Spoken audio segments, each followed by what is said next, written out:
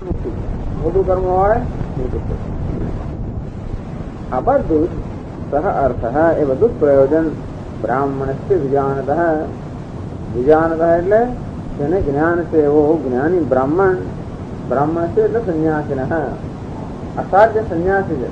સંન્યાસી છે જે સર્વ ઈચ્છાઓથી મુક્ત છે. એનું નામ સંન્યાસી.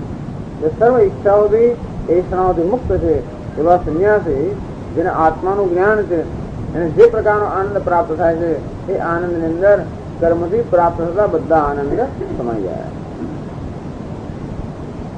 यह अर्थ है यद विज्ञान फलम. આ જ્ઞાનનું જે ફળ છે એનું દેહનું પ્રયોજન સર્વતઃ સંપ્લુતોદક સ્થાનીયમ. આ જ્ઞાન ક્યાં છે? સર્વતઃ સંપ્લુતોદક. સર્વનું સ્થાન ક્યાં છે? નાનું નાનું પેલા વાપી કૂપ વગેરે. અને જ્ઞાનનું સ્થાન ક્યાં છે? મહાન સરોવર. તો જ્ઞાન જે સરોવર સમાન છે એમાં કર્મ જે નાના નાના કુવાઓ સમાન છે એ બધાનું ફળ એ બધાનું પ્રયોજન સમાન થઈ જાય. तस्मिन् तावानेव संपन्यते तत्रैव अंतर्भवति इत्यर्थः. ज्ञान से कितना आनंद प्राप्त होता है? अनंत आनंद प्राप्त होता है. तो उससे सर्वान कामांतः ब्रह्मणा विपस्थिता. कैसे कहते जिन्हें आत्मा को ज्ञान का एक બધા આનંદ એક સાથે અનુભવ કરે. અથવા જેટલી આપણી ઈચ્છાઓ બધી સાથે પૂરી થઈ જાય તો કેવું થાય? કેવો આનંદ થાય? જેટલી ઈચ્છા બધી સાથે પૂરી થઈ જાય કેટલો આનંદ થાય. બસ એવો આનંદ જેની કલ્પના કરી હોય એના બધી ઈચ્છાઓ સાથે જ પૂરી થાય ને જો આનંદ થાય એવો આનંદ આ જ્ઞાની થાય. બ્રહ્મના વિપસ્થિતા કહે તો બ્રહ્મ જ બની ગયો. જે વિપસ્થિત અર્થાત જ્ઞાન સ્વરૂપ બ્રહ્મ છે એ બ્રહ્મ ભાવ પ્રાપ્ત કરે હોવાને કારણે બ્રહ્મ અનંતમ આનંદ સ્વરૂપ છે. એ તો બધો આનંદ બની ગયો. ગમે તેટલી સાકર આપણે ખાઈએ તો સાકર જેટલા મીઠા તો નથી થઈ શકતી. ગમે તેટલી સાકર ખાય તો પણ સાકર જેટલી મીઠાશ તો આપણે મનો જ આવે. તો કહે છે કે સાકર ની અંદર સાકર ખાવાથી જે કઈ મીઠાશ પ્રાપ્ત થાય બધી સાકરોને સમાઈ જાય. કર્મ આપણે કરીએ એનું કર્મફળ પ્રાપ્ત થાય. નાના મોટા જે ભોગ છે આનંદ મેળવી શકીએ એ આનંદ પણ છોડ આવે છે ક્યાંથી? આત્માથી આવે છે. માટે આનંદનો મૂળ સ્ત્રોત કયો? આત્મા. એને મધુસૂદન સરસ્વતી રીતે સમજાવે છે. નાના નાના પહાડ ને નાના બધા ઝરણાઓ વહેતા હોય. કોઈ તળેટીની અંદર આ બધા ઝરણાઓ બધા પાસે એકત્રિત થઈને મોટો પ્રવાહ એનો થાય, નદી બની જાય. તે નદી ચારે બાજુ ફેલાઈ જાય. એમાં નાના નાના ઝરણામાંથી જે તમને મોટું નાનું મોટું પ્રાપ્ત થતું હતું એ બધું જ પેલા નદીના પ્રવાહથી જેમ પ્રાપ્ત થાય એ રીતે નાના નાના કર્મોથી જે પ્રાપ્ત થાય બધું આ જ્ઞાનના પ્રવાહમાં પ્રાપ્ત થાય.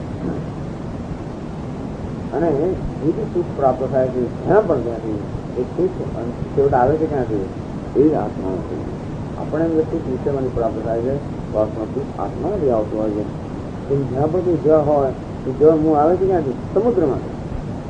અરે ગમે તે જગ્યા હોય પણ જળ છેવટે આવ્યું ક્યાંથી? ત્યાંથી શોષાય, ત્યાંથી જ વાદળ બને, ત્યાંથી જ વર્ષા થાય અને નાના નાના કુવાઓમાં વગેરેમાં આવે. અને તેવી રીતે નાના નાના વિષયોમાં જે સુખ મળતું હોય એ સિનેમા જોઈએ, ટીવી જોઈએ, ત્યાં નાના મોટા આનંદ ભોગવતા હોય એમાં જે સુખ પ્રાપ્ત થતું હોય સુખ ક્યાંથી આવે છે? આત્મામાંથી આવે છે. તેથી આત્મસુખની અંદર આ વિષયોમાંથી પ્રાપ્ત બધા સુખનો અંતર્ભાવ કરી આવે છે. આ જ વસ્તુ ઉપનિષદમાં પણ કહી છે. ભગવાન જે ગીતામાં છે એ જ વસ્તુ ઉપનિષદમાં પણ કહેવાય. કારણ ગીતા તો સર્વ ઉપનિષદનો સાર છે ને. એટલે એ શંકરાચાર્ય ઉપનિષદમાંથી આ પ્રકારનું એક વાક્ય છે એનું અહીંયા આગળ ઉચ્ચારણ કરે છે. કહે આગળ યથા શ્રુતાય વિજિતાય અહરેયાઃ સંયંતિ એવમેવ એનમ સર્વં તદ અભિસમેતિ યત્કિંચ પ્રજાઃ સાધુ કુર્વન્તિ યસ્તદ્વેદ યસ્તવેદ ઇતિ શ્રુતેઃ.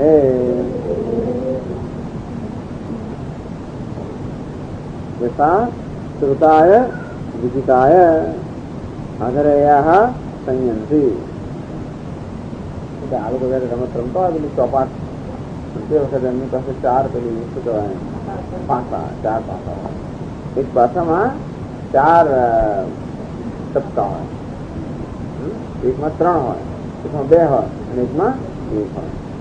ચાર જે હોય એને કહેવાય શ્રુતા, ત્રણ હોય એને કહેવાય ત્રેતા, બે હોય એને કહેવાય દ્વાપર, એક હોય એને કહેવાય કલી.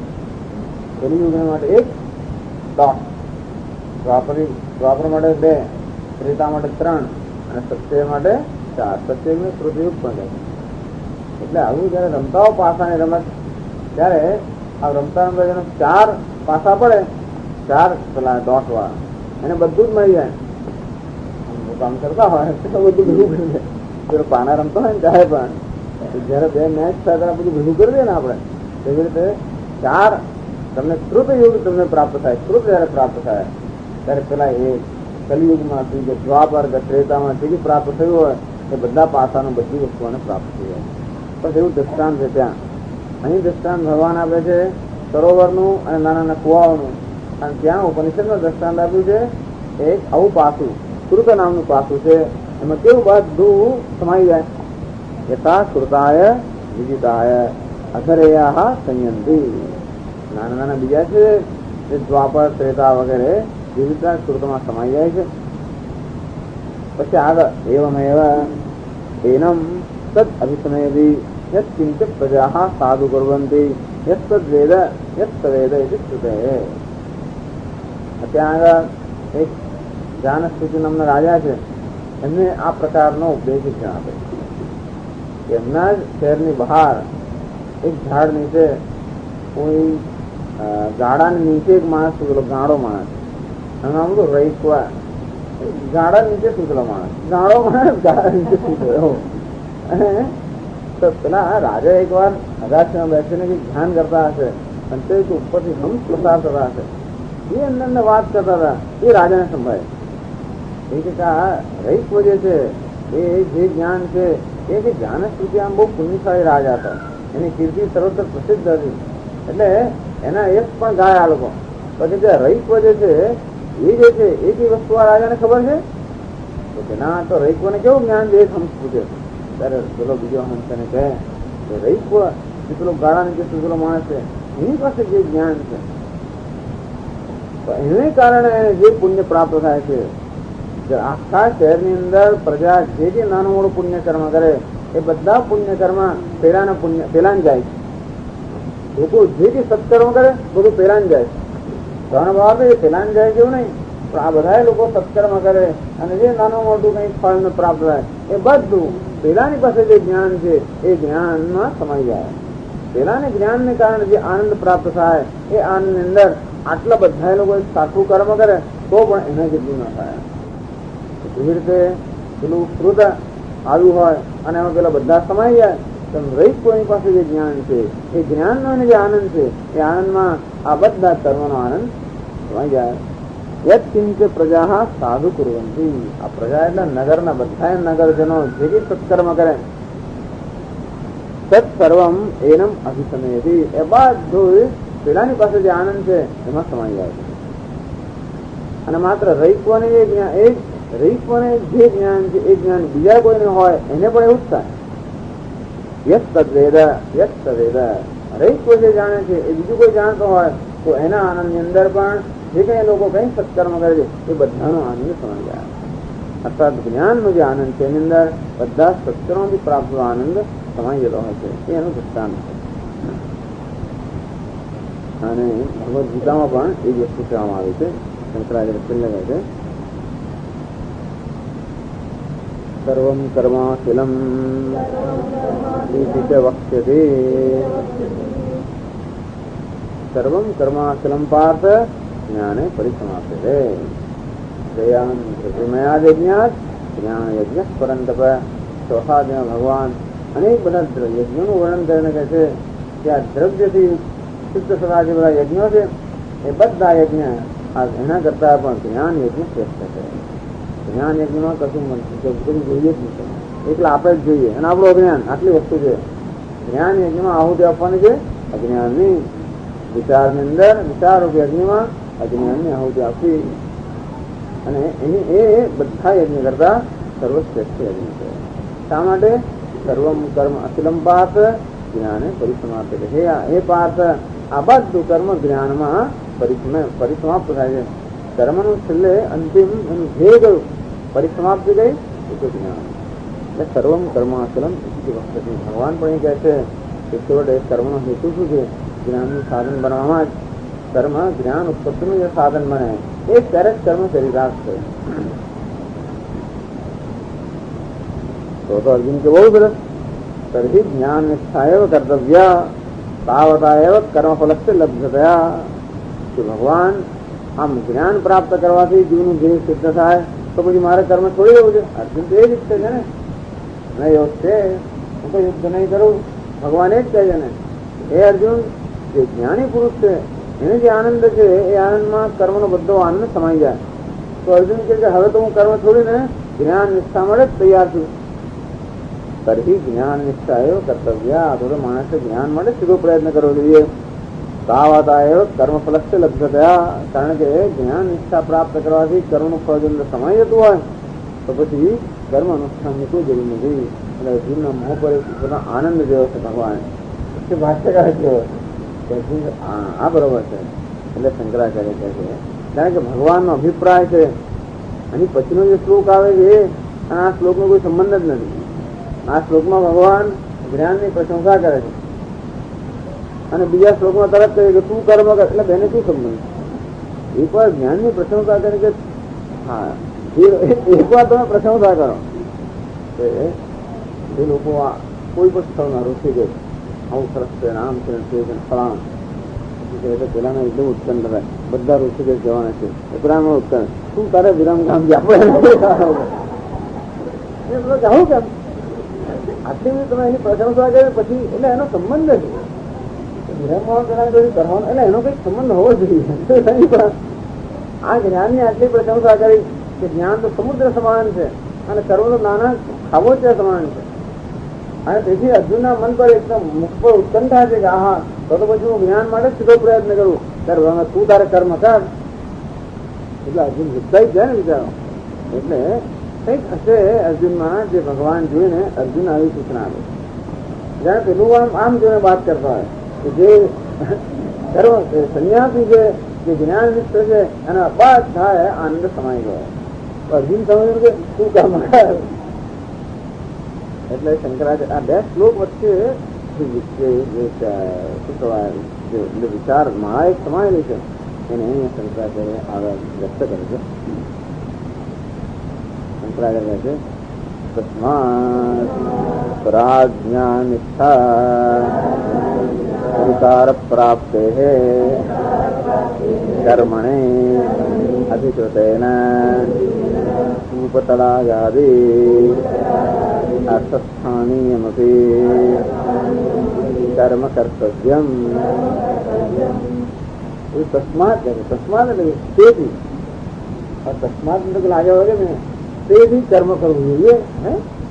કારણ કે જ્ઞાનથી જે આનંદ થાય એમાં કર્મ અને બધો આનંદ સમજે મારે કર્મ કરવું જોઈએ. એ કે તસ્માત એટલે છે તસ્માત યોગ માર્ગ નિષ્ફળત્વ અભાવાત. કારણ કે યોગ માર્ગ કોઈ પણ નિષ્ફળ જતો નથી. જો કર્મફળની અપેક્ષાથી કર્મ કરવામાં આવશે તો માત્ર ક્ષુદ્ર આનંદથી સંતોષ માનવો પડશે. પરંતુ એ જ કર્મ ઈશ્વરને અર્પણ કરવાની ભાવનાથી કરવામાં આવશે તો અંતઃકરણ શુદ્ધિ દ્વારા એ જ્ઞાન પ્રાપ્તિનું સાધન બનશે. અને આ રીતે અનંત આનંદનું સાધન કર્મ બની શકે જો ઈશ્વરને અર્પણ કરવાની ભાવનાથી નિષ્કામ ભાવનાથી કરવામાં આવે. આમ નિષ્કામ ભાવનાથી કરવામાં આવતું કર્મ ક્યારેય નિષ્ફળ જતું નથી. અંતેથી તું એ કર. આમ ભગવાને જ્ઞાનની પ્રશંસા નથી કરી પણ કર્મની અહીંયા ઉપયોગીતા સમજાવી છે. આ શ્લોકની અંદર ભગવાન કર્મની ઉપયોગીતા સમજાવે છે. નિષ્કામ કર્મની ઉપયોગીતા સમજાવે છે કે સકામ કર્મથી તો એકદમ ક્ષુદ્ર આનંદ પ્રાપ્ત થાય છે. એટલે નિષ્કામ કર્મ એ અનંત આનંદનું સાધન હોવાથી હે અર્જુન તું કર્મ કર. કારણ કે નિષ્કામ કર્મ અનંત આનંદની પ્રાપ્તિનું સાધન માટે હે અર્જુન તું કર્મ કર. તસ્માત પ્રાગ જ્ઞાન નિષ્ઠા અધિકાર પ્રાપ્ત. ક્યાં સુધી કર્મ કરવાનું? જ્યાં સુધી જ્ઞાન નિષ્ઠા માટેની યોગ્યતા પ્રાપ્ત ન થાય ત્યાં સુધી. જ્ઞાન નિષ્ઠાની યોગ્યતા ક્યારે પ્રાપ્ત થાય? આપણું મન જયારે નિષ્ઠ હોય ત્યારે, મનની અંદર કોઈ પ્રકારનો વિક્ષેપ ચંચળતા રાગ દ્વેષ વગેરે ન હોય ત્યારે એ મન જ્ઞાન નિષ્ઠા માટે યોગ્ય કહેવાય. જ્યાં સુધી એ પ્રકારની માનસિક સ્થિતિ પ્રાપ્ત ન થઈ હોય ત્યાં સુધી એટલે કે જ્ઞાન નિષ્ઠા અધિકાર પ્રાપ્તિ, જ્ઞાન નિષ્ઠા પ્રાપ્તિ નહીં, જ્ઞાન નિષ્ઠાના અધિકારની પ્રાપ્તિ. જ્ઞાન નિષ્ઠા તો હંમેશા શાસ્ત્રના વિચારથી પ્રાપ્ત થાય, પરંતુ શાસ્ત્રનો વિચાર કરવા માટે પણ અધિકારીત્વ છે, યોગ્યતા જોઈએ. અને એ કેવું યોગ્યતા? આપણું અંતઃકરણ શુદ્ધ સ્વચ્છ હોવું જોઈએ. આમ અંતઃકરણ જ્યાં શુદ્ધ ન થયું હોય, શાંત ન થયું હોય, સ્વચ્છ ન થયું હોય, રાગ દ્વેષથી મુક્ત ન થયું હોય, ત્યાં સુધી કર્મની અધિકૃત એના, ત્યાં સુધી કર્મમાં એનો અધિકાર છે. ઉપતળાગાદી અર્થસ્થાનીઓ બી કર્મ કર્તવ્ય. ભલે કર્મનું સ્થાન કુવા અને તળાવ જેવું છે, અને ભલે જ્ઞાનનું સ્થાન સમુદ્ર જેવું છે, અને છતાં પણ કુવા અને ખાબોચિયાનું સ્થાન ધરાવતું કર્મ પણ અને કરવું જોઈએ. કારણ કે એ પ્રકારનું કર્મ કરવાથી સમુદ્ર સમાન જે જ્ઞાન છે એ જ્ઞાન માટેની યોગ્યતા પ્રાપ્ત થાય છે, અને માટે કર્મ કરવું જોઈએ. એ વાક્ય ન લખે તો એની પછીનો શ્લોક છે એ કોઈ રીતે આપણે એને જોડી જ ન શકીએ. એટલે આ શ્લોકમાં ભગવાન કર્મયોગની પ્રશંસા કરે છે. યાવાના સૌદપાને સર્વદસ્તમ, આમ આમ પછી એમ દેખાય કે જ્ઞાનની પ્રશંસા છે, પણ જ્ઞાનની પ્રશંસાથી જ્ઞાનના સાધનની પ્રશંસા થઈ, અને જ્ઞાનનું સાધન છે નિષ્કામ કર્મ. એટલે નિષ્કામ કર્મ રૂપી જે કર્મયોગ છે એની પ્રશંસા થઈ. આમ ભગવાન કર્મયોગની પ્રશંસા કરે છે, અને જે અર્જુનને કર્મમાં થયેલો છે. હજી એ પ્રશ્ન પૂછે, કદાચ ન સમજાયા તર્હિ પરંપરાયા પુરુષાર્થ સાધનમ યોગ માર્ગમ પરિત્યજ્ય સાક્ષાદેવ પુરુષાર્થ કારણમ આત્મજ્ઞાનમ તદર્થમ ઉપદેષ્ટવ્યમ. અર્જુન એમ કે ભગવાન પહેલા હું જો કર્મ કરું યોગની ભાવનાથી તો મને જ્ઞાન માટેનો અધિકાર પ્રાપ્ત થાય, પછી જ્ઞાન પ્રાપ્ત થાય, પછી મોક્ષ પ્રાપ્ત થાય. એટલે સીધે સીધો જ્ઞાનનો ઉપદેશ કરો ને. શા માટે આપ મને કર્મનો ઉપદેશ કરો છો? મને સીધે સીધો જ્ઞાનનો જ ઉપદેશ કરો. સાક્ષાત એવા પુરુષાર્થ કારણમ આત્મજ્ઞાનમ તદર્થમ ઉપદેષ્ટવ્યમ. જે જીવનનો કર્મ પુરુષાર્થ છે એ પ્રાપ્ત કરવાનું સાધન છે જ્ઞાન, તો પછી મને સીધો જ્ઞાનનો ઉપદેશ આપો ને. કર્મનો ઉપદેશ આપવાને શું કરું?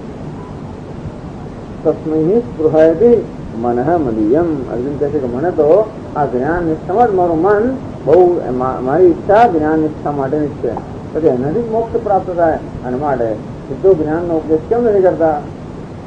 ત્યારે એનો ઉત્તર આપે છે બીજા શ્લોકમાં.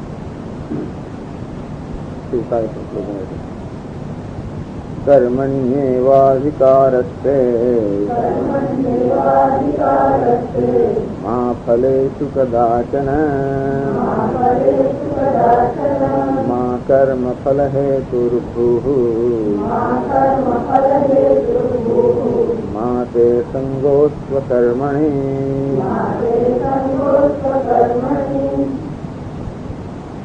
કર્મણ્યેવ તે અધિકાર હૈ. તારો અધિકાર, તારી યોગ્યતા કર્મ માટે જ છે. મા ફલેષુ કદાચન, પરંતુ ફળમાં તારો અધિકાર નથી. તારી યોગ્યતા કે સ્વતંત્રતા ક્યાં છે? કર્મ કરવામાં. આમાં તો અધિકારમાં તો સરળ અધિકાર જ છે. શંકરાચાર્યની દ્રષ્ટિએ અર્જુનને સીધો ઉપદેશ આપવામાં આવે કે તારો અધિકાર કરવામાં છે, માટે તું કર્મ કર. ચાલો હું કર્મ કરતો તો કર્મ ફળ જોડાવાનો જ તો કે નહીં, વિવિધ કર્મ કર જેથી કર્મ ફળ સાથે ન જોડાય.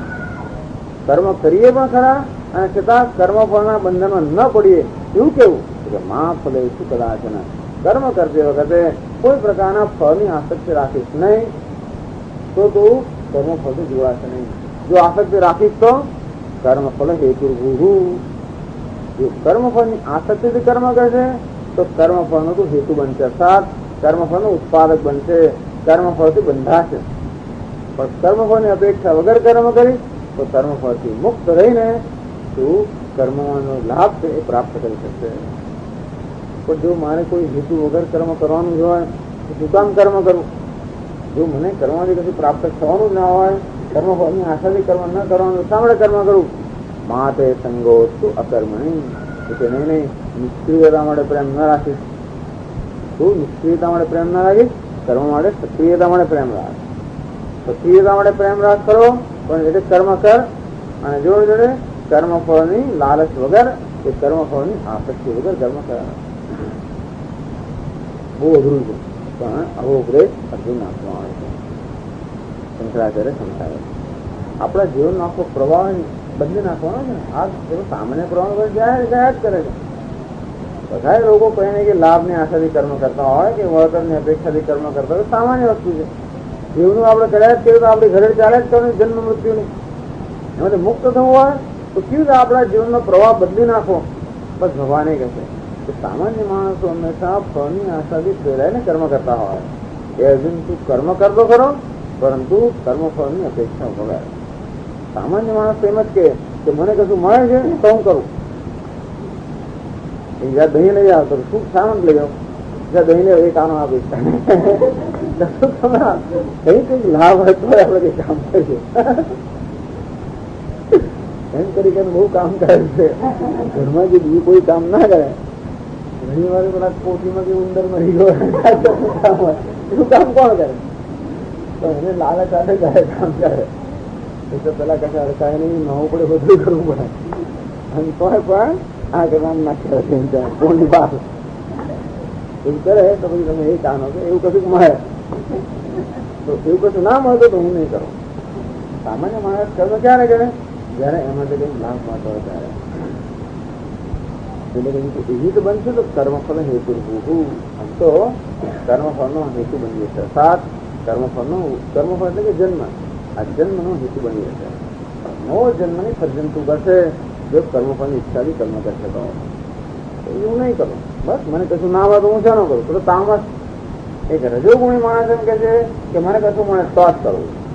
ભગવાન કે નહીં, તું કર ખરો અને મેળવવાની આશા વગર. તમોગુણી માણસ કહે છે કે મારે તો કરવું જ નથી. નહીં, નિશ્ચયતા મળે પ્રેમ ના હોવો જોઈએ. આ સત્વ, રજસ અને તમ. ભગવાને કહ્યું નિશ્ચય ગુણ્ય ભવ, પણ નિશ્ચય ગુણ્ય થવા માટે નિત્ય સત્વસ્તો ભવ. હંમેશા સત્વગુણનો આશ્રય લેવો જોઈએ, રજોગુણનો નહીં કે તમોગુણનો નહીં. રજોગુણમાંથી શું જન્મે? કામના જન્મે. કામ એક ક્રોધ એક રજોગુણ સમુદ્ર. હવે કામ જે છે એ રજોગુણમાંથી જન્મે.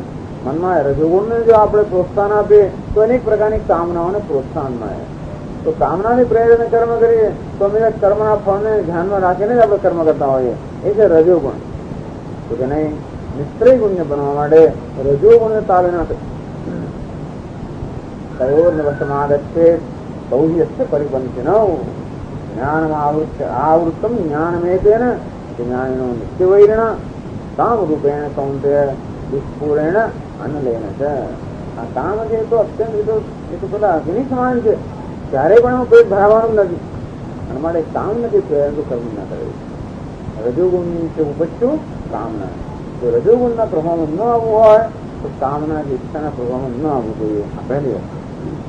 તમોગુણી માણસ હું તો કશું કરું છું. આ નિદ્રા, પ્રમાદ, આલસ્ય માતે સંઘર્ષતું અકર્મણી. તો નહીં હતું એવું હોય છે કે જયારે કર્મફળની અપેક્ષા આપણે જતી રહીએ ત્યારે જીવનમાં કોઈ પ્રેરણા રહેતી જ નથી. આ સામાન્ય વસ્તુ છે. મોટા ભાગના લોકો રજોગુણી તો હોય જ, એ રજોગુણનો ત્યાગ કરતો ઘણા તમોગુણી થઈ જાય. ભગવાન એવું ઈચ્છે છે કે રજોગુણમાંથી આપણે સત્વગુણી બનીએ તો કર્મ નથી કરવાનું, સારું થાય નહીં કરવું. કર્મફળ વગર કર્મ કરો તો કર્મફળની ઈચ્છા તો મનમાં ઈચ્છા થતી જ નથી. હવે ત્યારે તો બહાર છે ને જઈએ તો કઈક ગપ્પા મારાય, વાત થાય, આ થાય તે થાય, એમને જ ફરવા જવાનું, કશું કોઈ વાત કર્યા વગર. તો હું તો નહીં જોઉં, બંધ કરી દઉં. કઈ પણ કામ કરવાની પાછળ જો કર્મફળની કે બદલાની અપેક્ષા ન હોય તો આપણા મનમાં કામ કરવાની પ્રેરણા જ છે. હવે કશું ગમતું જ નથી. હવે તો કેમ નથી ગમતું? ત્યારે તો આનંદ આવતો હતો. હવે કઈ હવે તો સ્વામી જે ટીવી જોવું ત્યારે મને આ ક્લાસ જ યાદ આવે કે ટીવી એટલે ભોગ જાણે કે કઈ વિષય ભોગવી રહ્યો હોવું એ મનમાં એક પ્રકારની અપરાધની લાગે થાય એટલે ટીવી જોવાતું નથી. હવે બહાર પાર્ટીમાં જવાતું નથી, હવે રેસ્ટોરન્ટમાં જવાતું નથી.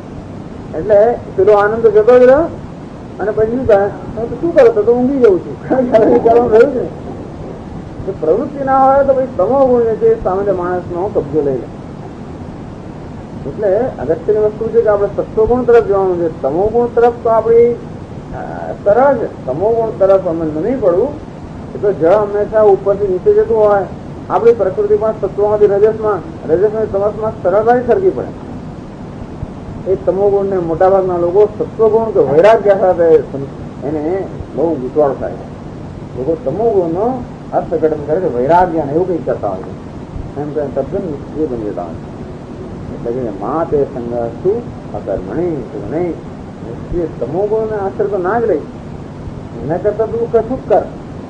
ત્રીજા અધ્યાયમાં અર્જુન કદાચ તમોગુણો ના ફરકી પડે એટલે કે છે સ્ત્રી યાત્રા ન પ્રસિદ્ધિ અકર્મણ નિયતમ કુરુ કર્મત્વમ કર્મ જ્યાયોગી અકર્મણ.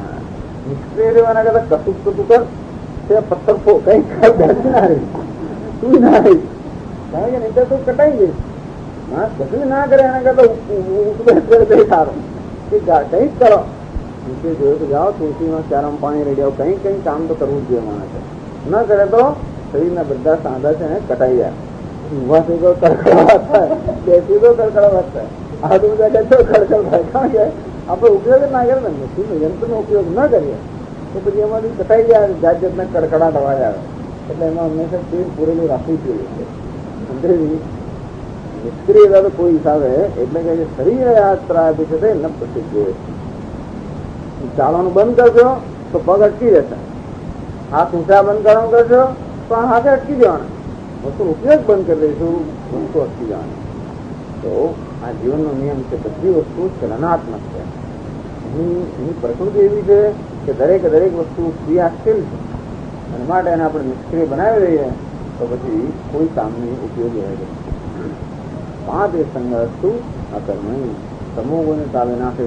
મન કરો એમ કે મારે કશું કરવાની ઈચ્છા થતી નથી એટલે એને જ્ઞાનની ઈચ્છા ના માને નહીં, પરંતુ એવા મન તો કરવા જોડજો. અને માણસ મન સાચવે તો આપણે ખબર પડે પ્રસન્ન છે એટલા માટે કે નથી કરવું, એ ઈચ્છા નથી માટે નથી કરવું. કેમ નથી કરવું? એ મન નથી થતું તો કરવું જ જોઈએ. જરૂર નથી એટલી વસ્તુ છે. તત્વ અર્થાત આવશ્યકતા નથી, તમોગુણ અર્થાત મન થતું છે. એટલે અનિષ્ક્રિયતાનો આશ્રય ભગવાન આ રહે. શંકરાચાર્ય સમજાવે છે કવચ કર્મણિ એવ અધિકારઃ ન જ્ઞાનિષ્ઠાયામ તે તવ કર્મણિ એવ અધિકાર છે. અધિકાર નો અર્થ સમજાવે છે. અધિકાર કોને કહેવાય? મધુસૂદન સર્વે સમજાવે છે. મયા ઇદમ કર્તવ્યમ ઇતિ બોધ. આ પ્રકારની સમજ, મયા ઇદમ કર્તવ્યમ, મારે આ કરવું જોઈએ, આ પ્રકારની જે વૃત્તિ છે એનું નામ અધિકાર. ત્યારે ભગવાન કહે છે કે કર્મ કરવામાં તો અધિકાર છે, એનો અર્થ છે કે કર્મ કરવાની પ્રેરણા તને થવી જોઈએ. મયા ઇદમ કર્તવ્યમ ઇતિ બોધ. આ મારે કરવું જોઈએ. આ પ્રકારની જે એક પ્રકારનો ઉત્સાહ છે, એક પ્રકારની સમજ છે, એનું નામ અધિકાર. અર્થાત મારે આ કરવું જોઈએ, કર્તવ્ય બુદ્ધિ હોવી જોઈએ માણસમાં. બહુ જ કર્મ થાય તો કર્મ થાય કેવું થાય, ઢસરડો થાય. પણ કર્મ ક્યારે થાય? મનમાં જયારે કર્તવ્ય બુદ્ધિ હોય ત્યારે આ તો મારે કરવું જોઈએ. આ તો કહ્યું માટે કરીએ છીએ જુદી વાત છે, કરવું પડે છે માટે કરીએ છીએ જુદી વાત છે, ચાલે એમ નથી માટે કરીએ છીએ જુદી વાત છે. એ બધાને કર્મયોગમાં ન ખપાવવું જોઈએ. કર્મયોગ એટલે કર્મ નથી, ઢસરડો કર્મ નથી. મયા એકદમ કર્તવ્યમ એટલે મોટા ભાગના લોકો ખબર નથી ગઈ કર્મયોગ એટલે શું. મયા એકદમ કર્તવ્યમ, આ તો મારે કરવું જોઈએ. આ પ્રકારની પ્રેરણા જે મનમાં હોય ને ત્યાં મારે કરવું જોઈએ. એ પ્રકારની કર્તવ્ય બુદ્ધિ છે, એ કર્તવ્ય બુદ્ધિને કહેવાય છે અધિકાર. કર્મણી એ વતે અધિકાર. એ અર્જુન કર્મ પ્રત્યે તારી કર્તવ્ય બુદ્ધિ હોવી જોઈએ. આવી જાતની તારા વૃત્તિ ના હોય મને તો બસ આહા હું તો ઉપનિષદના વાક્યનો વિચાર કરવા ઈચ્છું છું, તો કે નહીં એવો તારો અધિકાર નથી, પણ મારે કર્મ કરવું જોઈએ. એ પ્રકારનો બોધ, એ પ્રકારની સમજ તારામાં હોવી જોઈએ. એટલે કર્મ કરવાની ભાષા કર્તવ્ય બુદ્ધિ હોવી જોઈએ. અધિકારનો અર્થ કર્તવ્ય બુદ્ધિ. હે અર્જુન, તારામાં કર્તવ્યની ભાવના હોવી જોઈએ. કર્તવ્યની ભાવના હોય તો આપોઆપ કર્મ થાય, અને કર્તવ્યની ભાવના ન હોય તો કર્મ ન થાય. કર્તવ્યની ભાવના મયા એકદમ કર્તવ્ય, આ તમારે કરવું જોઈએ. એ પણ એક ઉત્સાહી થતું હોય તો જુદી વસ્તુ છે, અને એ ઉત્સાહી થવું જોઈએ. આ તો મને કહ્યું છે કે શાસ્ત્ર કહે છે એટલે મારે તો કરવું જોઈએ, એ જુદી વાત છે. તો પછી એને અંગ્રેજીમાં ઓબ્લિગેટરી ડ્યુટીઝ, આપણે જાણે એમને ખુશ રાખવા કરતા હોઈએ, બીજા કોઈને ખુશ રાખવા આપણે કર્મ કરીએ તો આપણે દુઃખી થઈએ. પરંતુ આપણે ખુશ થઈ જાય મારે કર્મ થતું હોય એ પ્રકારની વૃત્તિ હોવી જોઈએ. એટલે એ પ્રકારની પ્રેરણા પ્રાપ્ત થવી જોઈએ કે કર્મ કરવાથી હું ખુશ થઉં છું અને તો એ કર્મ યોગ બની જાય, નહીં તો ના બની જાય. કર્મમાંથી આનંદ આવતો હોય તો જ કર્મ હોય ને આપણી ઈચ્છા ન રહે. કર્મથી આનંદ ના આવતો ક્યારે પૂરું થશે અને પછી એવી જ આપણી ઈચ્છા થાય. એટલે શંકરાચાર્ય કર્મણી એવ અધિકાર ન જ્ઞાન નિષ્ઠાયામ. હે અર્જુન, અત્યારે તારી યોગ્યતા કર્મ માટેની છે, જ્ઞાન નિષ્ઠા માટેની નથી. તે તવ એટલે કે તારી નિષ્ઠા જે તારી યોગ્યતા કર્મ નિષ્ઠા માટેની છે, જ્ઞાન નિષ્ઠા માટે નથી. આમ અર્જુન આ ભગવાન અર્જુનની જે મનસ્થિતિ છે એનું આ પ્રકારે એમનું પોતાનું જજમેન્ટ અર્જુન માટે કેવું છે, એમની પોતાની સમજ આવી છે કે અર્જુન કર્મ માટે યોગ્ય છે. ફલૈ તર્હિ સંબંધ દુર્વારસ્યા. ભગવાન મને તો અનુભવ છે કે જયારે જયારે કર્મ કરીએ ત્યારે કર્મના ફળ સાથે બંધાતા જ હોઈએ છીએ. ફલૈ સંબંધ દુર્વારસ્યા. કર્મ કરે એટલે કર્મનું ફળ તો મળવાનું જ છે, તો એમાંથી કેમ અટકી શકાય? કર્મનું ફળ મળશે એટલે વળી સુખરૂપ જન્મવાનું, એમાંથી વળી પાછા રાગ દ્વેષ જન્મવાના, વળી પાછું એમાંથી અનેક પ્રકારની ઈચ્છાઓ જન્મવાની. આમ કર્મ કરીશ તો આ કર્મ ફળ વળી રાગ દ્વેષ આ ખાય ચક્રમાં વળી પાછું ફસાઈ જવાનું, પછી શું કરવાનું? એટલે ભગવાન વિશે આગળ તત્ર ચ કર્મ કુર્વતઃ મા ફલેષુ અધિકારઃ અસ્તુ કર્મ ફલ તૃષ્ણા મા ભૂત કદાચન કસ્યાંચિદપી અવસ્થાયાં ઇત્યર્થઃ. તત્ર ચ આમ કર્મમાં તારો અધિકાર છે તો બરોબર છે, અને એ રીતે જયારે કર્મ કરતો હોય ત્યારે પણ કર્મ કુર્વતઃ આ પ્રકારે તું જયારે કર્મ કરી રહ્યો છે ત્યારે મા ફલેષુ અધિકાર હસ્તુ.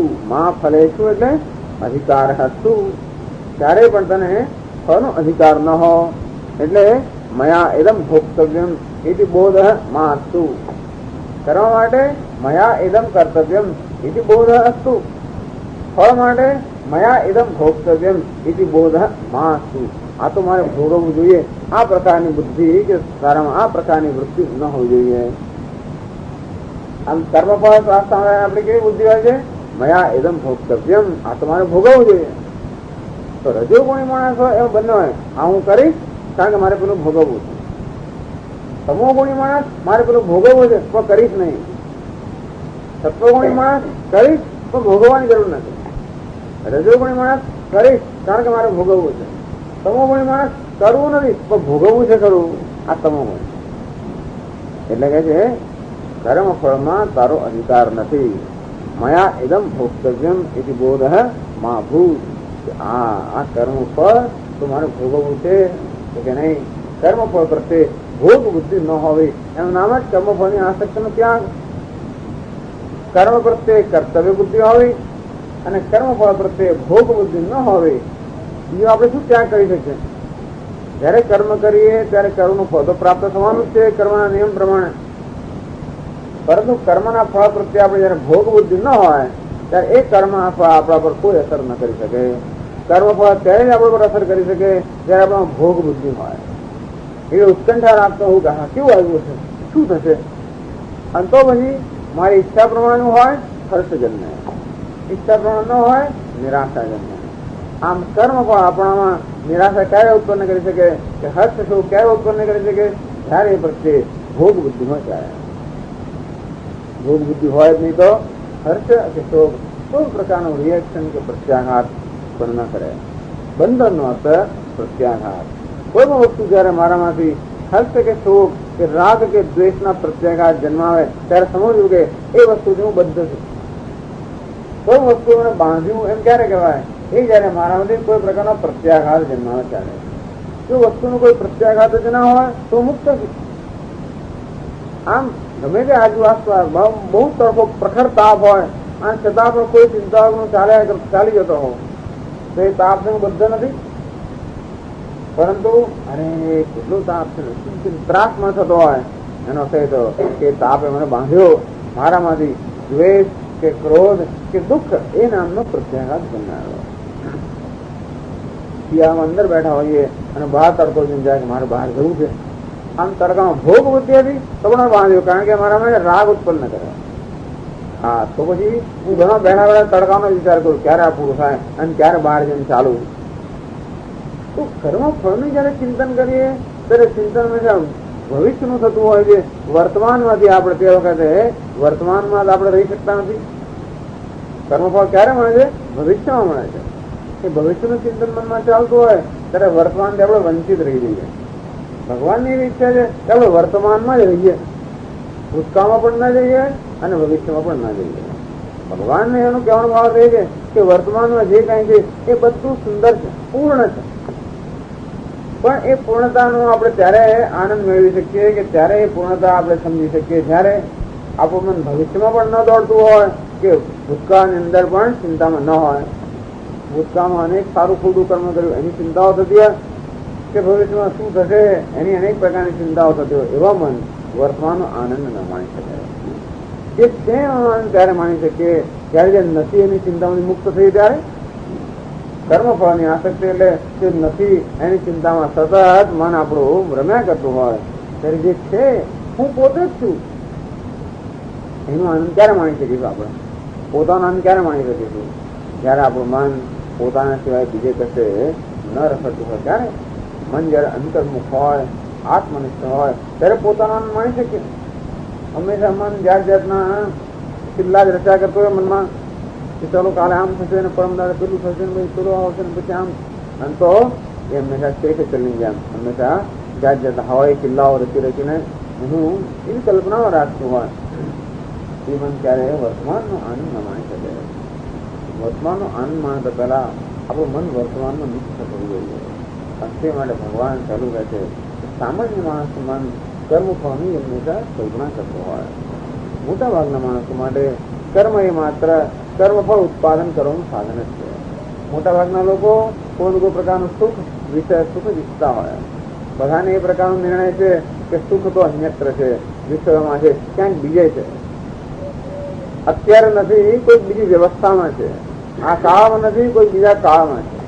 આ દેશમાં નથી, બીજા કોઈ દેશમાં છે. આમ કરીને લોકો કોઈ નવો કાળ રચવાની, નવો દેશ રચવાની, નવી વ્યવસ્થા રચવાની, નવી વસ્તુ પ્રાપ્ત કરવાની એવી જ્યાં જાતની હંમેશા કલ્પનાઓ કર્યા કરતા હોય. આવી કલ્પનાઓ કરનારો માણસ હંમેશા પોતાની વ્યક્તિગત કાલ્પનિક દુનિયામાં રાખતો હોય છે. એ ક્યારેય વાસ્તવિક કે વ્યવહારિક દુનિયામાં હોતો જ નથી. ભગવાન ઈચ્છે છે કે આપણે વ્યવહારિક દુનિયામાં પહેલા આવે પછી પારમાર્થિકની વાત થાય. એ લોકો વ્યવહારથી મુક્ત થયા નથી, એ લોકોને આપણે પરમાર્થની અધિકારી જ નથી.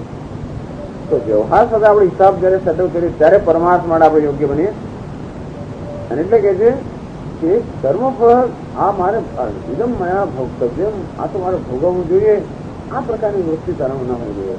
કર્મફળ જો ભોગ બુદ્ધિ હોય તો જ હર્ષ અને શોકનો પ્રત્યાઘાત ઉત્પન્ન કરાવી શકે, નહીં તો ન કરાવી શકે. ભોગ બુદ્ધિ ના હોય તો જે હોય તે હોય, તો મારે કોઈ સાથે સંબંધ જ નથી. અરે આપણે એને અનુભવ કરતા હોય તો પણ હર્ષ શોક નથી, કારણ કે એની પાસે કોઈ અપેક્ષા જ નહોતી. એટલે કર્મફળ પ્રત્યેનો આ જાતનો સંબંધ, ભોગ બુદ્ધિનો અભાવ કર્મફળ પ્રત્યે અને કર્તવ્ય બુદ્ધિ કર્મ પ્રત્યે, આર્થિક કર્મયોગની મૂળભૂત વસ્તુ.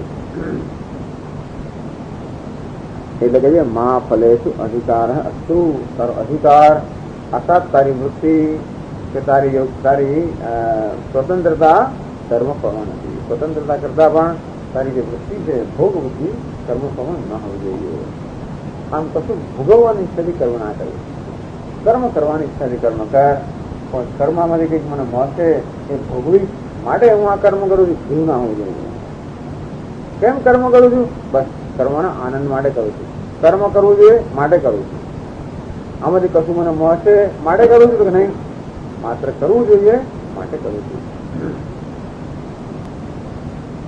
મા ફલેષુ અધિકાર અસ્તુ એટલે કે કર્મ ફલ તૃષ્ણા મા ભૂત કદાચન. કદાચન ક્યારે પણ કર્મ ફળ તૃષ્ણા મા ભૂત, કર્મ ફળની તૃષ્ણા ન હોવી જોઈએ. કદાચન એટલે સત્યામ ચિદપી અવસ્થાયામ, કોઈ પણ અવસ્થામાં, કોઈ પણ અવસ્થા એટલે શું? કર્મ કરતા પહેલા કર્મ ફળની આસક્તિ ના હોવી જોઈએ, કર્મ કરતી વખતે પણ આસક્તિ ના હોવી જોઈએ અને કર્મ થયા પછી પણ આસક્તિ ના હોવી. કોઈ પણ અવસ્થામાં કર્મફળની આસક્તિ હોવી જ ના જોઈએ. બહુ કઠિન વસ્તુ છે. ભોગ બુદ્ધિ જ ના હોવી જોઈએ. એનો થયો હતો વિષય પ્રત્યે ભોગ બુદ્ધિ ન હોવી જોઈએ. વિષય પ્રત્યે ભોગ બુદ્ધિ હોય તો આપણામાં એ આસક્તિ ઉત્પન્ન કરવાના જ છે. એટલે કર્મફળ પ્રત્યે આસક્તિ ના હોવી જોઈએ. તે તો કે જગતના વિષયમાં આસક્તિ ના હોવી જોઈએ. વિષયમાં આસક્તિ ના હોવી જોઈએ. તે તો વિષયમાં ભોગ બુદ્ધિ ન હોવી જોઈએ. તો જ આસક્તિ ના હોય. જે વસ્તુમાંથી આનંદ મેળવવાની આશા હોય એના પ્રત્યે આસક્તિ જન્મ્યા વગર રહે જ નહીં. આમ સમજ હોવી જોઈએ કે આનંદ એ કોઈ વિષયોમાં નથી. આવી સમજ વિવેક હોવો જોઈએ. પાછળ આ કર્મયોગની પાછળ વિવેક વૈરાગ્ય જોઈએ તો જ યોગની ભાવનાથી કર્મ થઈ શકે. એટલે વિષયોની અંદર ભોગ બુદ્ધિ ન હોય તો જ વિષયમાં આસક્તિ ન હોય. વિષયમાં આસક્તિ ન હોય તો જ કર્મફળમાં આસક્તિ ન હોય. કારણ કર્મફળ હંમેશા વિષયના રૂપમાં આવતું હોય છે. કર્મનું ફળ કયા રૂપમાં આવે? એક અથવા બીજો વિષયને સામે રહીને આવે. તેથી વિષયોમાં ભોગ બુદ્ધિનો ભાવ અને તો જ કર્મફળની આસક્તિ નથી. એટલે કર્મ કરતા પહેલા પણ મનમાં ભોગ બુદ્ધિ ન રાખી, કર્મ કરતી વખતે પણ ભોગ બુદ્ધિ ન રાખી અને કર્મ કર્યા પછી પણ ભોગ બુદ્ધિ ન રાખી. પછી ના રાખી. કર્મ કરતી વખતે ન રાખવું. પછી એ પૂરું થઈ ગયું. હા હવે એવું ક્યારે મળશે મને? તો કે પણ નહીં.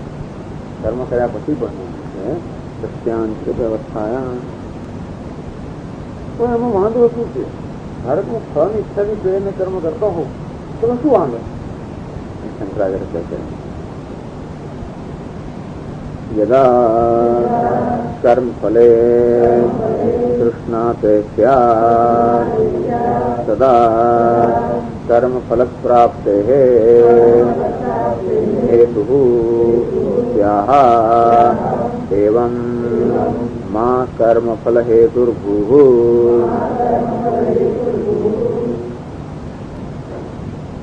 યદા કર્મ ફલે તૃષ્ણાતે સ્યાત્.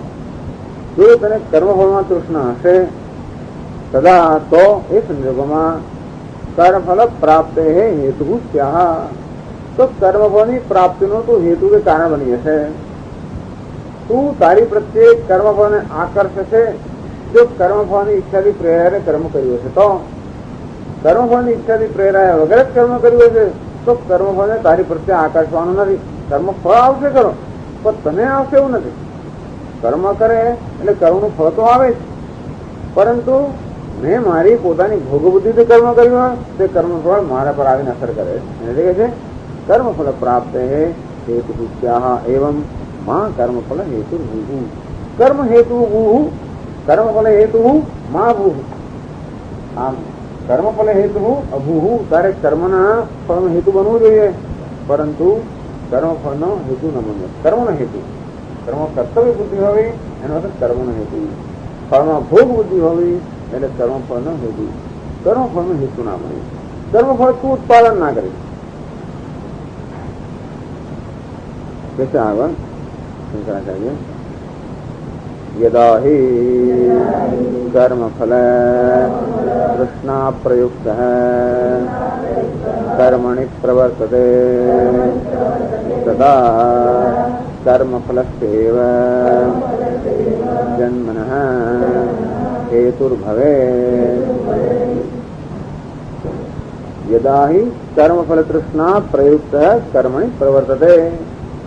આમ કર્મના ફળની તૃષ્ણાથી પ્રેરાઈને જો કર્મ કરશે તદા કર્મ ફલ જન્મના હેતુ ભવે. તો કર્મનું ફળ એટલે જન્મ. આપણે મુક્ત થવું છે જન્મ મુક્તિના ચક્રમાંથી. કારણ કે પુનર્જન્મ દુઃખાલયમ અસા. જન્મ એટલે દુઃખાલયમ અશાશ્વતમ. જન્મ અર્થાત બધા દુઃખનો નિવાસ. તો દુઃખમાંથી દૂર થવું, જન્મમાંથી મુક્ત થવું એનો અર્થ કે દુઃખમાંથી મુક્ત થવું. આમ જન્મ એ દુઃખનો પર્યાય શબ્દ થયો જન્મ. જન્મ કેવું છે? દુઃખાલય. જો કર્મના ફળની ઈચ્છાથી કર્મ ક્યારે કરીએ તો નવા જન્મને માટે આપણે અત્યારથી આપણે પોતે જ ઓર્ડર આપીએ છીએ. આપણે પોતે જ ભગવાનને કહીએ કે મારે નવો જન્મ જોઈએ. કેમ? કારણ કે જે કર્મ કરીએ એ મારે ભોગવવું છે, બીજા કોઈ નહીં આપવાનું. તું જયારે કહીએ ત્યારે ભગવાન કે ભલે આ જન્મ નહીં ભોગવાય તો બીજો જન્મ, એમાં નહીં ભોગવાય તો ત્રીજો જન્મ. એમ કરીને 84 લાખ જન્મની યોજના એક જ જન્મ આપણે કરી નાખીએ છીએ. ફરી ફરીને પાછા આવીશું ત્યારે વળી પાછા બીજા 84 લાખની યોજના, તો કે નહીં એવી યોજના તું ના કરે. એટલે કે છે કે તું કોઈ ભવિષ્ય માટેની કોઈ ઓર્ડર મને ના આપે, વર્તમાનમાં જ કર્મ કર્યા આગળ અને કર્મફળની તૃષ્ણા વગાડે કે મને આવું પ્રાપ્ત થશે, એમાંથી મને આવો આનંદ મળશે, આવી કોઈ યોજનાઓ ના કરે. આ પ્રાપ્ત થશે માટે કર્મ કરું એવું પણ નહીં. તો શું પ્રાપ્ત ના થાય તોય કર્મ કર. કેમ કર્મ કર? કર્મ કરવા ખાતર કર. આમ કર્મના ભાવનાથી પ્રેરાઈને કર્મ કર, કર્મના આનંદ માટે કર્મ કર. કોઈ પ્રાપ્તિની તૃષ્ણાથી પ્રેરાય નહીં. નહીંતર તૃષ્ણા હંમેશા કર્મફળને તારી પ્રત્યે ખેંચી લાવશે અને તું જન્મનો હેતુ બની જાય. બીજા જન્મનો હેતુ કે બીજા જન્મનું કારણ તું પોતે જ બનશે. તારે નક્કી કરવાનું કે તારે બીજો જન્મ જોઈએ છે કે નહીં. બીજો જન્મ જોઈએ છે તો ફળ ઈચ્છાથી પ્રેરણા કર્મ કર. બીજો જન્મ નથી જોઈએ તો ફળ ઈચ્છાનો ત્યાગ કર. એટલે તરત અર્જુન પ્રશ્ન પૂછે ને તો પછી શેનો કર્મ કરવું? એટલે શંકરાચાર્ય પ્રશ્ન કરે યદિ કર્મ ફલમ ન ઇચ્છતે કિમ કર્મણા દુઃખ રૂપેણ ઇતિ તર્હિ વિફલમ ક્લેશાત્મકમ કર્મ ન કર્તવ્યમ. એક તો કર્મ કરવામાં કેટલો ક્લેશ થાય. કર્મ કે એમને થતું નથી, કેટલો પરિશ્રમ કરવો પડે, કેટલો ક્લેશ થતો હોય છે. અને ઉપરની બાજુ કોઈ ફળની અપેક્ષા નહીં રાખવાનું, તો કર્મ કરવું જ ના જોઈએ એમ કહે. એક તો પરીક્ષા વાંચી પછી કે તું પાસ થવાની કોઈ જાતની કશા એમને તું બસ જ્ઞાન ખાતર વાંચ. કોલેજમાં જતો કે પાસ થવાનું નહીં, જ્ઞાન પ્રાપ્ત કરવા માટે તું અભ્યાસ કર. આટલું બધું વાંચવાનું કરવું ને પછી પાસે થવાનું હોય કે ના થવાનું નહીં ખાતરી કોણ વાંચે? તો કે નહીં. એટલે જ છે જે ફલમ ક્લેશાત્મકમ કર્મ, આવું બધું જેમાં ક્લેશ થાય એવું કર્મ, અને જો કે ફળ ન ઉત્પન્ન કરવાનું હોય ન કર્તવ્યમ, એવું કર્મ કોણ એવું ન કરવું જોઈએ. એટલે કે છે એવી કર્મફળ ન ઈચ્છે, કર્મફળની ઈચ્છા ન રાખવાની હોય. કેમ કર્મ દુઃખ રૂપે? કર્મ એટલે દુઃખ એ પણ સમજી દેવાનું, એ બધા જાણે જ છે. કર્મ કરવું એટલે દુઃખ થાય જ. ખાસ કરીને ફરજ બજારીમાં દુઃખ હોય, આંતરિક પણ ક્લેશ થતો હોય અને બહાર તો આપડે હાથ તો હલાવવો જ પડે, એટલે એ ક્લેશ પણ થાય. એટલે કે છે કેમ કર્મ દુઃખ રૂપે, આ દુઃખ રૂપ જે કર્મ છે એનાથી શું મળવાનું છે? એટલે છેલ્લા વાક્યમાં કહે છે માતે તવ સંગઃ અસ્તુ અકર્મણિ અકરણે પ્રીતિઃ મા ભૂ. આવો જે સમૂહનો વિચાર થાય કે મને કશું મળવાનું ના હોય તો કર્મ કરવામાં શું અર્થ કે નહીં, એવી પ્રકારની વૃત્તિને પણ તાબે ના થઈ. મા તે એટલે તવ સંગઃ અસ્તુ અકર્મણી. અકરણી એટલે નિષ્ક્રિયતામાં. અકર્મનો અર્થ થાય છે તો આત્મા એવો પણ થાય, પણ અકર્મનો થાય છે નિષ્ક્રિયતા. નિષ્ક્રિયતામાં તારો કોઈ પ્રકારનો પ્રેમ ન હોવો જોઈએ, નિષ્ક્રિય ના બનવું જોઈએ. અકરણે પ્રીતિઃ માધુ. ભલે દુઃખ મળતું હોય, ભલે કશું પ્રાપ્ત ના થતું હોય, અને ભલે કર્મ કરવામાં અનેક પ્રકારનું દુઃખ પડતું હોય, તોય પણ કર્મનો ત્યાગ ન થવો જોઈએ. એક વસ્તુ. અને કર્મ કરતી વખતે ફળમાં ભોગ બુદ્ધિ ન હોવી જોઈએ. કર્મ કરતી વખતે આ કર્મ કરવું જોઈએ પ્રકારની કર્તવ્ય બુદ્ધિ હોવી જોઈએ. જેથી પણ આગળ આ કર્મથી ઈશ્વર પ્રસન્ન થાય એવી જાતની શ્રેષ્ઠ ભાવના હોવી જોઈએ, અને શ્રેષ્ઠ ભાવનાની પ્રેરણે શ્રેષ્ઠ કર્મ થવું જોઈએ. આ છે મૂળ કર્મયોગનું રહસ્ય.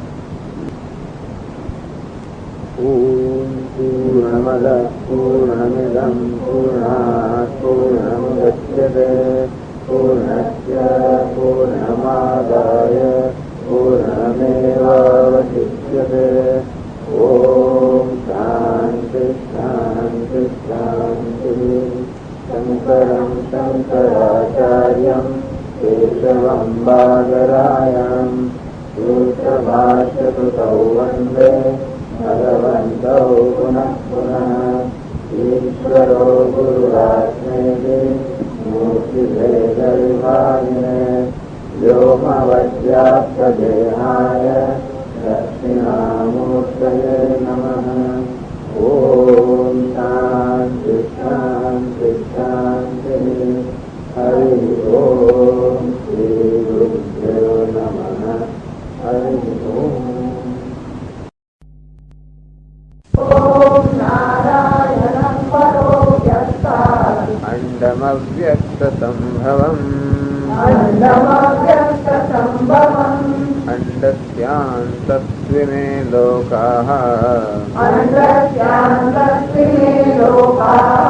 सप्तद्वीपा च मेदिनी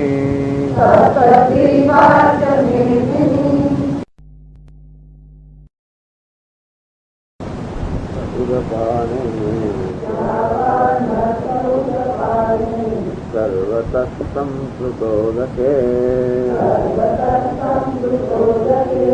तावान् सर्वेषु वेदेषु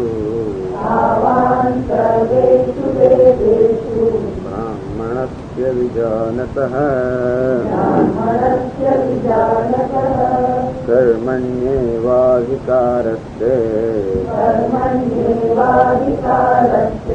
मा फलेषु कदाचन मा कर्मफलहेतुर्भुः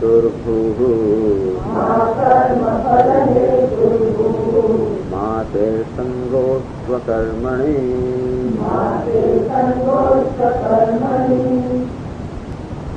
मम तर्हि को अधिकार है इति आशंक्य अर्जुन पूछे कि हमारो अधिकार क्षमा है कर्मणि एव ते अधिकार है कर्म निष्ठाમાં તારો અધિકાર છે જ્ઞાન નિષ્ઠામાં અધિકાર નથી ચિત્ત શુદ્ધિ અભાવાત હજી અંતઃકરણ શુદ્ધ ન થયું હોવાને કારણે જ્ઞાન નિષ્ઠામાં તારો અધિકાર નથી કર્મમાં તારો અધિકાર છે તત્રાપि ચિત્ત શુદ્ધ હેતુ ફલાભિસંધિરહિતે કર્મણી ન તો બંધન નિમિત્તે કામ્ય કર્મણી એવા કર્મમાં પણ ક્યાં અધિકાર છે એટલે કર્મણી એવો અધિકાર હે ફલેષુ તેન અધિકાર હે ભગવાન કહે છે તને કર્મમાં જ અધિકાર છે કર્મણી એવ કારણે કર્મમાં જ એનો અર્થ એ થયો કે કોઈ વસ્તુને જાગૃત કરે છે કર્મમાં જ એટલે બીજા કશામાં નહીં વ્યવસાયમાં નહીં મા ફલેષુ ફળમાં તારો અધિકાર નથી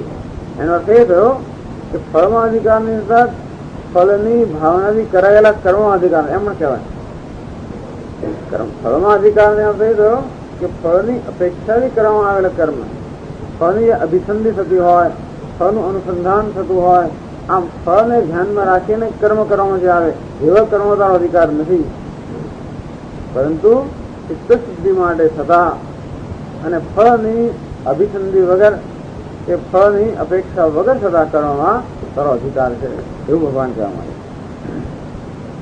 એવું શા માટે માં કર્મફળ હેતુ કારણ કે નહીં તો તું કર્મફળ હેતુ બની જશે તને કર્મનો હેતુ બનવું જોઈએ કર્મફળનો હેતુ નહીં આમ ફળની તૃષ્ણાથી પ્રેરાઈને અમુક પ્રકારની વસ્તુ મને પ્રાપ્ત થાવ એ માટે હું આ કર્મ કરું છું એ રીતે કર્મ કરશે તો પ્રાપ્ત થવાનું અગત્યનું બની જાય કર્મ અગત્યનું ન બને અને તેથી કર્મફળ હજુ જોડાશે અને કર્મફળ હેતુ આ કર્મફળ રૂપી જે જન્મ છે એ જન્મની ઉત્પત્તિનું તું પોતે જ કારણ બની જાય અર્થાત કર્મમાં બંધાવું કે નહીં એ તારા પર આધારિત છે કર્મ સાથે બંધાઈ જશે જો કર્મ સાથે બંધાયેલી વસ્તુ સાથે બંધાયેલો હશે તો તું બંધાયેલો જ રહેશે કર્મ સાથે હંમેશા કર્મફળ તો અવશ્ય ભાવી જોડાયેલું હોય જ પણ આપણને તો એ જોડાણ તોડવું છે આમ કર્મ કરીએ એટલે કર્મનું ફળ તો મળે જ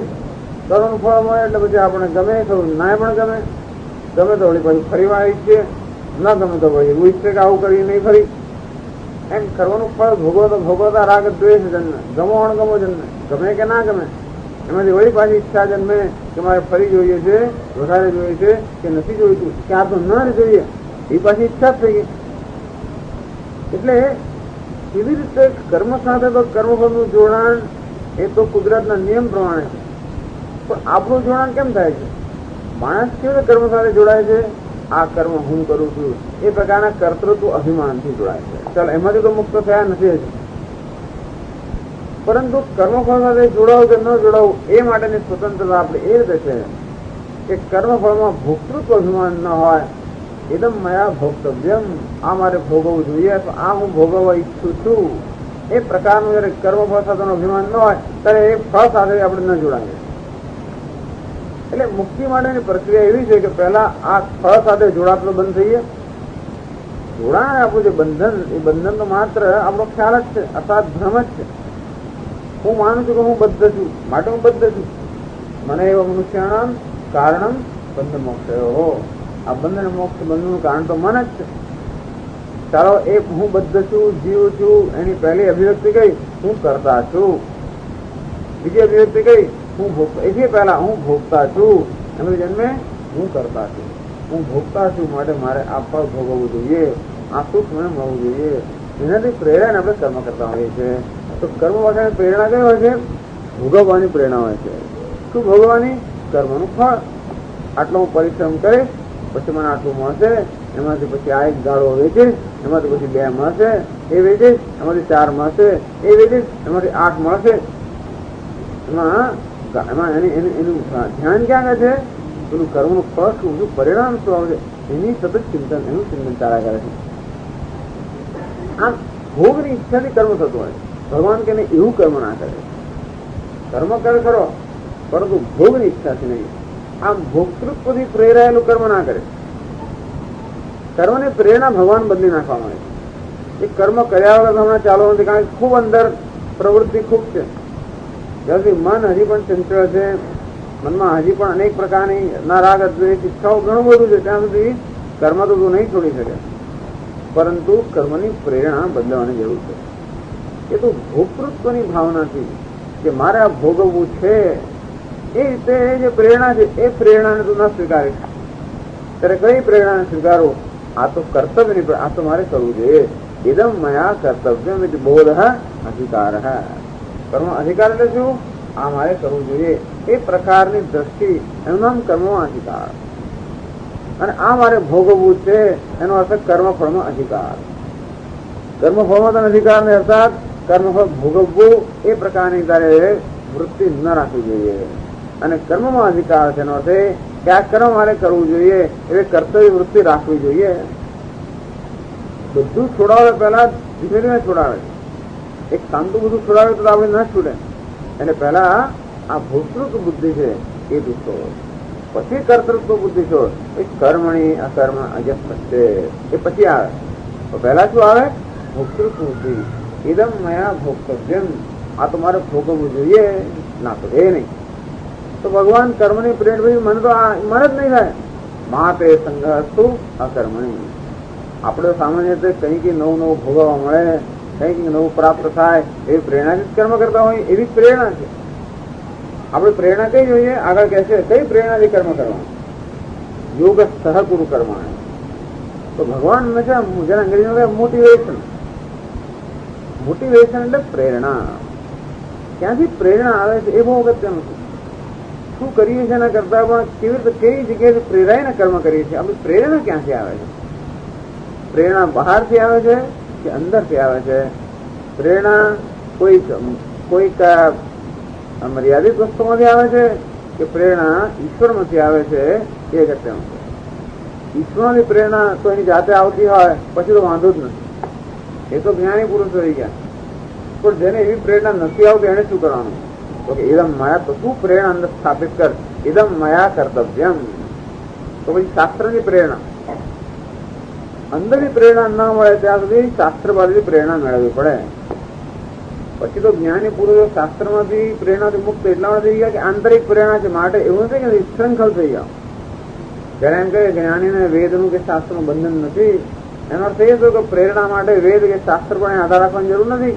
એની પ્રેરણા તો વેદને જ્યાંથી પ્રેરણા હોય ત્યાંથી એને પ્રેરણામાંથી શરૂ થઈ જાય. વેદનું એક જ કામ છે કે આપણે ત્યાં જોડી આપવા, આખો દડો આપણે એમના તાબામાં રાખીએ એવું તો નથી. એટલે દરેક જે આપણા શાસ્ત્રા હોય, શિક્ષકો હોય, એનો હેતુ એક જ હોય છે કે મૂળ વસ્તુ સાથે જોડી આપવા. શાસ્ત્રનો પણ એ હેતુ હોય છે કે અંતમાં આપણી પ્રેરણા એ ઈશ્વરમાંથી જ પ્રાપ્ત થાય, જ્યાંથી વેદના વિધિ નિષેધની પ્રેરણા પ્રાપ્ત થઈ ત્યાંથી. પણ જ્યાં સુધી એ પ્રેરણા પ્રાપ્ત ન થાય ત્યાં સુધી વેદની પ્રેરણાથી કામ કરી રહ્યા, એમાંથી પ્રેરાયેલાની પ્રેરણા છે. ઈશ્વરનો સંગ ના થાય ત્યાં સુધી ઈશ્વરના જે ભક્તો હોય ભગવાનના એનો સંગ કરીએ. એનો સંગ ન થતો હોય તો એમના વચનોનો સંગ કરીએ. એ ના થતો હોય તો એમના લખાણનો સંગ કરીએ. પણ છેવટે તો કોનો સંગ કરવાનો છે? આ બધું જ્યાંથી પ્રેરાય છે ત્યાંથી. એ માટેના બધા સાધનો છે ને. તો એવી રીતે અહીંયા ભગવાન ઈચ્છે છે કે આપણી પ્રેરણા ક્યાંથી પ્રાપ્ત થઈ જાય? ઈશ્વરમાંથી. એ એ પ્રાપ્ત થવા જેટલી આપણામાં સૂક્ષ્મતા કે સ્વચ્છતા ન હોય તો ક્યાંથી પ્રાપ્ત થવી જોઈએ? શાસ્ત્રમાંથી. શાસ્ત્ર કે ઇદમ ગુરુ, આ કરવું જોઈએ, અંતે વિધિ અને આ કરવું જોઈએ, આ ના કરવું જોઈએ. આ કરવું જોઈએ તો આમ જ કરવું જોઈએ, આમ ના કરવું જોઈએ. શું કરવું જોઈએ અને શું ન કરવું જોઈએ એ પણ કહે છે, અને કરતી વખતે કેમ કરવું જોઈએ અને કેમ ના કરવું જોઈએ એમ પણ કહે છે. તો ત્યાં સુધી એને કહેવાય છે કર્તવ્ય બુદ્ધિ. કર્તવ્ય બુદ્ધિનો અર્થ છે કે પ્રેરણા જે ઈશ્વરમાંથી નથી આવતી પણ શાસ્ત્રમાંથી આવે છે, કે અમુક પ્રકારના અભિમાનમાંથી આવે છે. શાસ્ત્ર આપણામાં એક અભિમાનની પ્રેરણા કરે છે. જો તું તો બ્રાહ્મણ છે તારથી આમ ન થાય અને આમ તો તારે કરવું જ જોઈએ. જો તું પિતા છે આવું તારથી ન થાય, આમ તો તારે કરવું છે, એમ કરે ને બ્રાહ્મણત્વનું, પિતૃત્વનું, માતૃત્વનું આ અભિમાન આપણામાં રોપે છે. કોણ? શાસ્ત્ર. એક ગૌરવ આપણામાં અભિમાન કરે ને, ગૌરવ કે આ તો મારા મોઢાને સાજે નહીં, આમાંથી ન થાય, આજ મારા મોઢાને સાજે એમ માટે આ થાય. એ વસ્તુ છે આપણે પ્રેરણા આપતી હોય કર્મની. આનું નામ કર્તવ્ય. એ પણ અભિમાનમાંથી જ જન્મે છે. અભિમાન ન હોય તો કર્તવ્યની પ્રેરણા ન જન્મે. એ અભિમાન માટે બધા સંસ્કાર કરવામાં આવે છે. તેના માટે સંસ્કાર કરતા હોય. જન્મ્યો ત્યારથી કે હવે તું મનુષ્ય છે, પછી 8 વર્ષનો થયો ત્યારે ઉધરી જશે, અને એમ કરીને સંસ્કાર મારામાં અભિમાન પડે છે કે હા હવે હું વેદના અધ્યયનનો અધિકારી છું. પછી લગ્ન થાય એવા સંસ્કાર, હું પતિ છું, આવા સંસ્કાર પડે. અને તો નહીં તો એ બદલાય. આ સંસ્કાર ન હોય તો પરણ્યા પછી માણસમાં હું પતિ જેવું ધારો કે ના જન્મે તો શું થાય? એનું વર્તન તો પહેલા જેવું છે જે ઘણા લોકોનું હોય છે. ખબર ફેર જ ના પડે. કંઈક તો પરિવર્તન થવું છે ને માણસમાં. પરિવર્તન કોણ કરે છે? પેલા સંસ્કાર.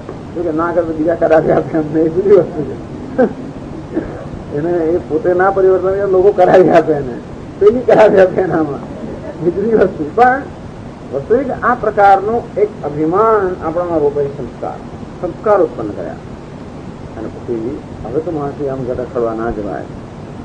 લગ્ન કરીને પછી મિત્રોમાં એકદમ ગંભીર એમનું એટલું પરિવર્તન આવી જાય. પહેલાનો માણસ ક્યાં અને અઠવાડિયામાં તો શું બદલાઈ ગયો. એકદમ જ એનામાં આ પ્રકારની ગંભીરતા આવી જાય. પેલા જેમ જેમ રખડ્યા કરે, ગમે ત્યારે આવે, ગમે ત્યારે ખાઈ લે, હવે બધું ના થાય. અને એટલે આવું તો એકદમ ફેર બંધાઈ ગયો જાણે. પણ ભાવાર્થ એ છે કે આ પ્રકારનું અભિમાન હોય તો જ આપણામાં એ અભિમાનમાંથી પ્રેરણા મળે કે આ પ્રકારનું કર્મ કરવું જોઈએ અને ન કરવું જોઈએ. તો પહેલા ભગવાન શાસ્ત્રો સ્વચ્છંદતામાંથી એને બદલે આ પ્રકારના એક પ્રેરિત અભિમાનમાંથી પ્રેરણા એવું કરવા નામ કર્તવ્ય.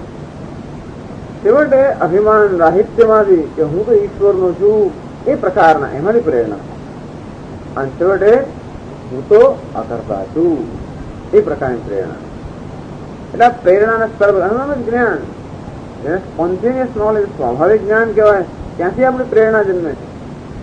એ વસ્તુમાં આપણે નિષ્ઠ છે. આપણે નિષ્ઠા ક્યાં છીએ, ક્યાં બેઠેલા છે, ત્યાં આપણે નિષ્ઠ છીએ એ આપણી પ્રેરણા પરથી નક્કી થાય. પરંતુ આપણે પ્રેરણા ન આવતી હોય તો આપણે પ્રેરણા આપવામાં આવે છે. કર્મણી એવતે અધિકાર હે. કર્મ એટલે કે શાસ્ત્ર વિહિત કર્મમાં તારો અધિકાર છે, એ કર્મ તારે કરવા જોઈએ. માં ફલેશુ, પરંતુ ફળની અભિસંધિથી કરવામાં આવતા કર્મ તારો અધિકાર નથી. અર્જુન હવે કહે આ મનુષ્ય માત્ર ને કહે છે કે કર્મમાં તમારો અધિકાર છે, અર્થાત વિહિત કર્મ દરેકે કરવું જોઈએ. પરંતુ એમાં પણ જે યોગી બનવા ઈચ્છે છે એમને કહેવામાં આવે છે કે ફળમાં અધિકાર નથી. એવું પેલાને બધાને નથી કહેતા. આ ગીતા શાસ્ત્ર બધા માટે નથી. એ લોકોને સ્વર્ગ પ્રાપ્ત કરવું હોય, અભ્યુદય પ્રાપ્ત કરવો હોય, જીવનની અનેક સિદ્ધિઓ પ્રાપ્ત કરવી, એમને નથી કહેતા કે ફળમાં તમને અધિકાર નથી. એમનો ફળમાં અધિકાર છે, એનાથી પ્રેરણા તો કર્મ કરે છે. અર્જુનને કહે છે કારણ કે તું મુક્ત થવા માંગે છે. જે બંધનમાં જ રહેવા માંગતો હોય એમનો વાંધો નથી, એમને ફળમાં અધિકાર છે. અર્થાત એ તો ભોગતૃ બુદ્ધિ આ મારે ભોગવવું છે એવી પ્રેરણાથી કર્મ કરતા હોય. આને કે નહીં ભોગવવાની પ્રેરણા છે, નહીં ત્યાગની પ્રેરણા. તેને ત્યક્તેન ભુંજીતા, એને પ્રેરણા બદલી નાખે. ભુંજીતા ત્યક્તેન, ત્યાગથી. અર્થાત આ તો અર્પણની ભાવના. ઈશ્વરને અર્પણ થાય કે કોઈને અર્પણ થાય, કુટુંબને અર્પણ થાય, સમાજને અર્પણ થાય, ઈશ્વરને અર્પણ થાય. આમ અર્પણની ભાવનાથી પ્રેરાઈને કર્મ કરવું જોઈએ. વ્યક્તિગત મને આમાં લાભ મળે કે હું આ પ્રકાર આવો ભોગ ભોગવી અને માટે કર્મ કરું છું તો કે નહીં, કારણ કે એ વસ્તુ કર્મ ફળ તને જોડી આપશે. કર્મફળ ઉત્પન્ન કરવાનું જ છે, પણ અભિમાન ન કરી આપણે ન જોડાઈએ. અત્યારે કર્મમાં અભિમાનની જરૂર છે, એટલે કર્મ થાય જ નહીં. એટલે અર્જુન કહે છે કર્મણીય અધિકાર, મારે કર્મમાં તારો અભિમાન હોવું જોઈએ કે હું કરતા છું, હું અર્જુન છું, ક્ષત્રિય છું, આ કર્મ મારે કરવું જોઈએ અને આ રીતે કરવું જોઈએ. આ પ્રકારના અભિમાનની આવશ્યકતા છે એમ ભગવાન કહે છે. પરંતુ કર્મફળમાં જ અભિમાન કરીશું તો પેલી સાંકળથી જોડાઈ ગયા. એક કર્મફળ બીજા કર્મને ઉત્પન્ન કરશે અને એમ કરીને આપણે સંસારમાં જોડાઈ ગયા. જે સંસારની સાંકળ છે એમાંથી કેમ એ સાંકળ કેમ તોડવી? તો કે કર્મમાં અભિમાન કર, કર્મફળમાં અભિમાન ન કરે. એટલે કહે છે મા ફલે શું એ ફળ આવતો પણ મારે કેમ ભોગવવું નથી, મારે કશું. એટલે ભોગ બુદ્ધિનો ત્યાગ આનો થયો હતો. એને વ્યક્તિને ગુંજીતા એટલે જીવનમાં ભોગ બુદ્ધિનો ત્યાગ કરવો જોઈએ. વિષયોનો ભોગ એ પ્રકારની જ્યાં સુધી અભિપ્રેયો માર્ગનું જ્યાં સુધી અનુસરણ કરતા હોઈશું, કામનાને જ્યાં સુધી આપણે પ્રોત્સાહન આપતા હોઈશું, ત્યાં સુધી ક્યારેય પણ સંસારમાંથી આપણે મુક્ત ન થઈ શકીએ, પરતંત્રમાંથી મુક્ત ન થઈ શકીએ. અત્યારે હું પરતંત્ર છે ને છું મારી ભોગ બુદ્ધિ ને અત્યારે વિષયોમાં સંચાલન કરે છે, વિષયોમાં એમને ભોગવવાની પ્રેરણા ઉત્પન્ન કરીને મારી પાસે કામ કરાવે છે. તો કે નહીં, આપણી પ્રેરણા વિષયોમાંથી ના આવી જોઈએ, શાસ્ત્રમાંથી આવી જોઈએ, ઈશ્વરમાંથી આવી જોઈએ. બહુ મહાન વસ્તુ છે કર્મ. એટલે આ તો બધી management, this is management of the person. કે માણસનું કેમ મેનેજમેન્ટ, સેલ્ફ મેનેજમેન્ટ, પોતાનું મેનેજમેન્ટ કેમ કરવું એ વસ્તુ છે ને. ક્યાંની આજ્ઞા સ્વીકારવી અને કઈ આજ્ઞા ન સ્વીકારવી. મા ફલે કદાચન. અને એટલે એમ કરવાથી મા કર્મફલ હેતુ અભૂહુ, કર્મફળનો હેતુ ન બની, અર્થાત કર્મફળમાં અભિમાન ન કરે. આ મારું કર્મફળ છે, આ મેં ઉત્પન્ન કર્યું એવું ના કર્યું. કોણ ઉત્પન્ન કર્યું છે? ઈશ્વરે ઉત્પન્ન કર્યું છે. આ મારું છે તો એવું ના કહે. આ કોનું છે? ઈશ્વરનું છે. કારણ કે મા ફલે કદાચ ભગવાન કર્મફળનો અધિકાર કોનો છે? મારો ઈશ્વરનો છે. કર્મનો અધિકાર કોનો છે? તારો છે. એવું જરૂર કે આ મારું કર્મ છે એવું કે એ ભગવાનનું કર્મ છે એવું નહીં. આપણું કર્મ ભગવાનનું છે અને ફળ મારું છે એવું નહીં. કર્મ મારું છે, ફળ ભગવાનનું છે. અંતેથી એ ભગવાનનું છે માનીને ભોગવો તો કેવી વાત છે. મારું છે એમ માની ના ભોગવે. એમાં મમ કાર્ય કર્યો તો ફળ સાથે બંધાયો. તો ફળના જે દોષ છે એ બધા તને લાગવાના. એમ નહીં બંધાય તો ફળના દોષથી પણ મુક્ત થઈ જશે. ફળનો લાભ પણ નહીં મળે. લાભ નહીં મળે અર્થાત સામાન્ય માણસોને મારું છે એમ કહેવાથી જે પ્રકારનો એક અહંકાર સંતોષ આવતો હોય એવો લાભ નહીં મળે. તો મારું કહેવાથી ફૂલની સાથે કાંટા આવતા હોય એ કાંટા પણ નહીં આવતા. આમ હર્ષ અને શોક, સામાન્ય પ્રત્યાઘાતો જે કર્મફળની પ્રાપ્તિમાંથી ઉત્પન્ન થતા હોય એ બંનેમાંથી તો મુક્ત બની જશે. એટલે આ કર્મફળ ઈશ્વરનું છે, ઈશ્વરે આપેલું છે. એ પ્રકારની એની પર દ્રષ્ટિ હોવી જોઈએ. એટલે કેવી દ્રષ્ટિ હોવી જોઈએ? પ્રસાદ બુદ્ધિ હોવી જોઈએ. કારણ કે એ કર્મનું ફળ કોણ આપે છે? ઈશ્વર આપે. ઈશ્વર કહે છે કે મારો અધિકાર છે, તો આપે છે કોણ? ઈશ્વર આપે છે. અંતેથી કર્મનું જે કંઈ ફળ મળે એ ફળને ઈશ્વરના પ્રસાદ તરીકે આપણે ગ્રહણ કરવું. એનું નામ ફળમાં ભોગ બુદ્ધિ નથી. પ્રસાદમાં ભોગ બુદ્ધિ હોય તો એને પ્રસાદ ન કહેવાય. ત્યારે પ્રસાદ મારી ચટપટી હોય એનો કે પ્રસાદ નથી, એ ભોગ્ય વસ્તુ છે. અને એટલે પ્રસાદ બુદ્ધિ કોને કહેવાય? કે ભોગ બુદ્ધિ એનું નામ પ્રસાદ બુદ્ધિ. ત્યારે કઈ બુદ્ધિ છે? આદર બુદ્ધિ છે, પ્રસન્નતાની બુદ્ધિ છે. એમાં આપણે એક પ્રકારનું અનુગ્રહની બુદ્ધિ છે. પ્રસાદ મને પ્રાપ્ત થયો, હું અનુગ્રહિત થયો, મારા પર કૃપા કરવામાં આવી, એ પ્રકારની ભાવનાનું નામ પ્રસાદ બુદ્ધિ. ન થતું હોય તે પ્રસાદ બુદ્ધિ નથી. ભલે પ્રસાદ કહેવાતો હોય પણ પ્રસાદ આવ્યો એટલે નહીં મને તો પેલું ને પેલું આપો, આની આ આપો, મને પેલું ને સફરજન આપો, સફરજન ની પેલું આપો, કેળો આટલો ને આટલો આપો, આને બદલે આમ આપો. નો ચોઈસ. એનો થઈ શકે આપણે એને ભોગ્ય પદાર્થ તરીકે જોઈએ છીએ. આપણી દ્રષ્ટિ કેવી છે? આ ભોગ્ય પદાર્થ છે. અને એ ભોગમાંથી પ્રસન્નતા મળતી હોય તો એને પ્રસાદ ના કહેવાય. પ્રસાદ છે માટે અનુગ્રહની પ્રસન્નતા મળતી હોય તો પ્રસાદ કહેવાય. પ્રસન્નતા તો છે જ પ્રસાદમાંથી, પણ સામાન્ય વિષયમાંથી જે પ્રસન્નતા મળે છે એ વિષયને ભોગવવાથી મળતી હોય છે, વિષયના આનંદમાંથી મળતી હોય છે. આ પ્રસાદમાં જે પ્રસન્નતા મળે છે એ પ્રસાદની પ્રાપ્તિની પ્રસન્નતા છે. ભોગવવાની પ્રસન્નતાની કોઈ ના નથી પાડતું, પરંતુ એ પ્રસન્નતા કોની છે? પ્રાપ્તિની. કે પ્રસાદ પ્રાપ્ત થયો. શું પ્રાપ્ત થયું એ અગત્યનું રહે નહીં. પછી પ્રસાદ શેનો છે?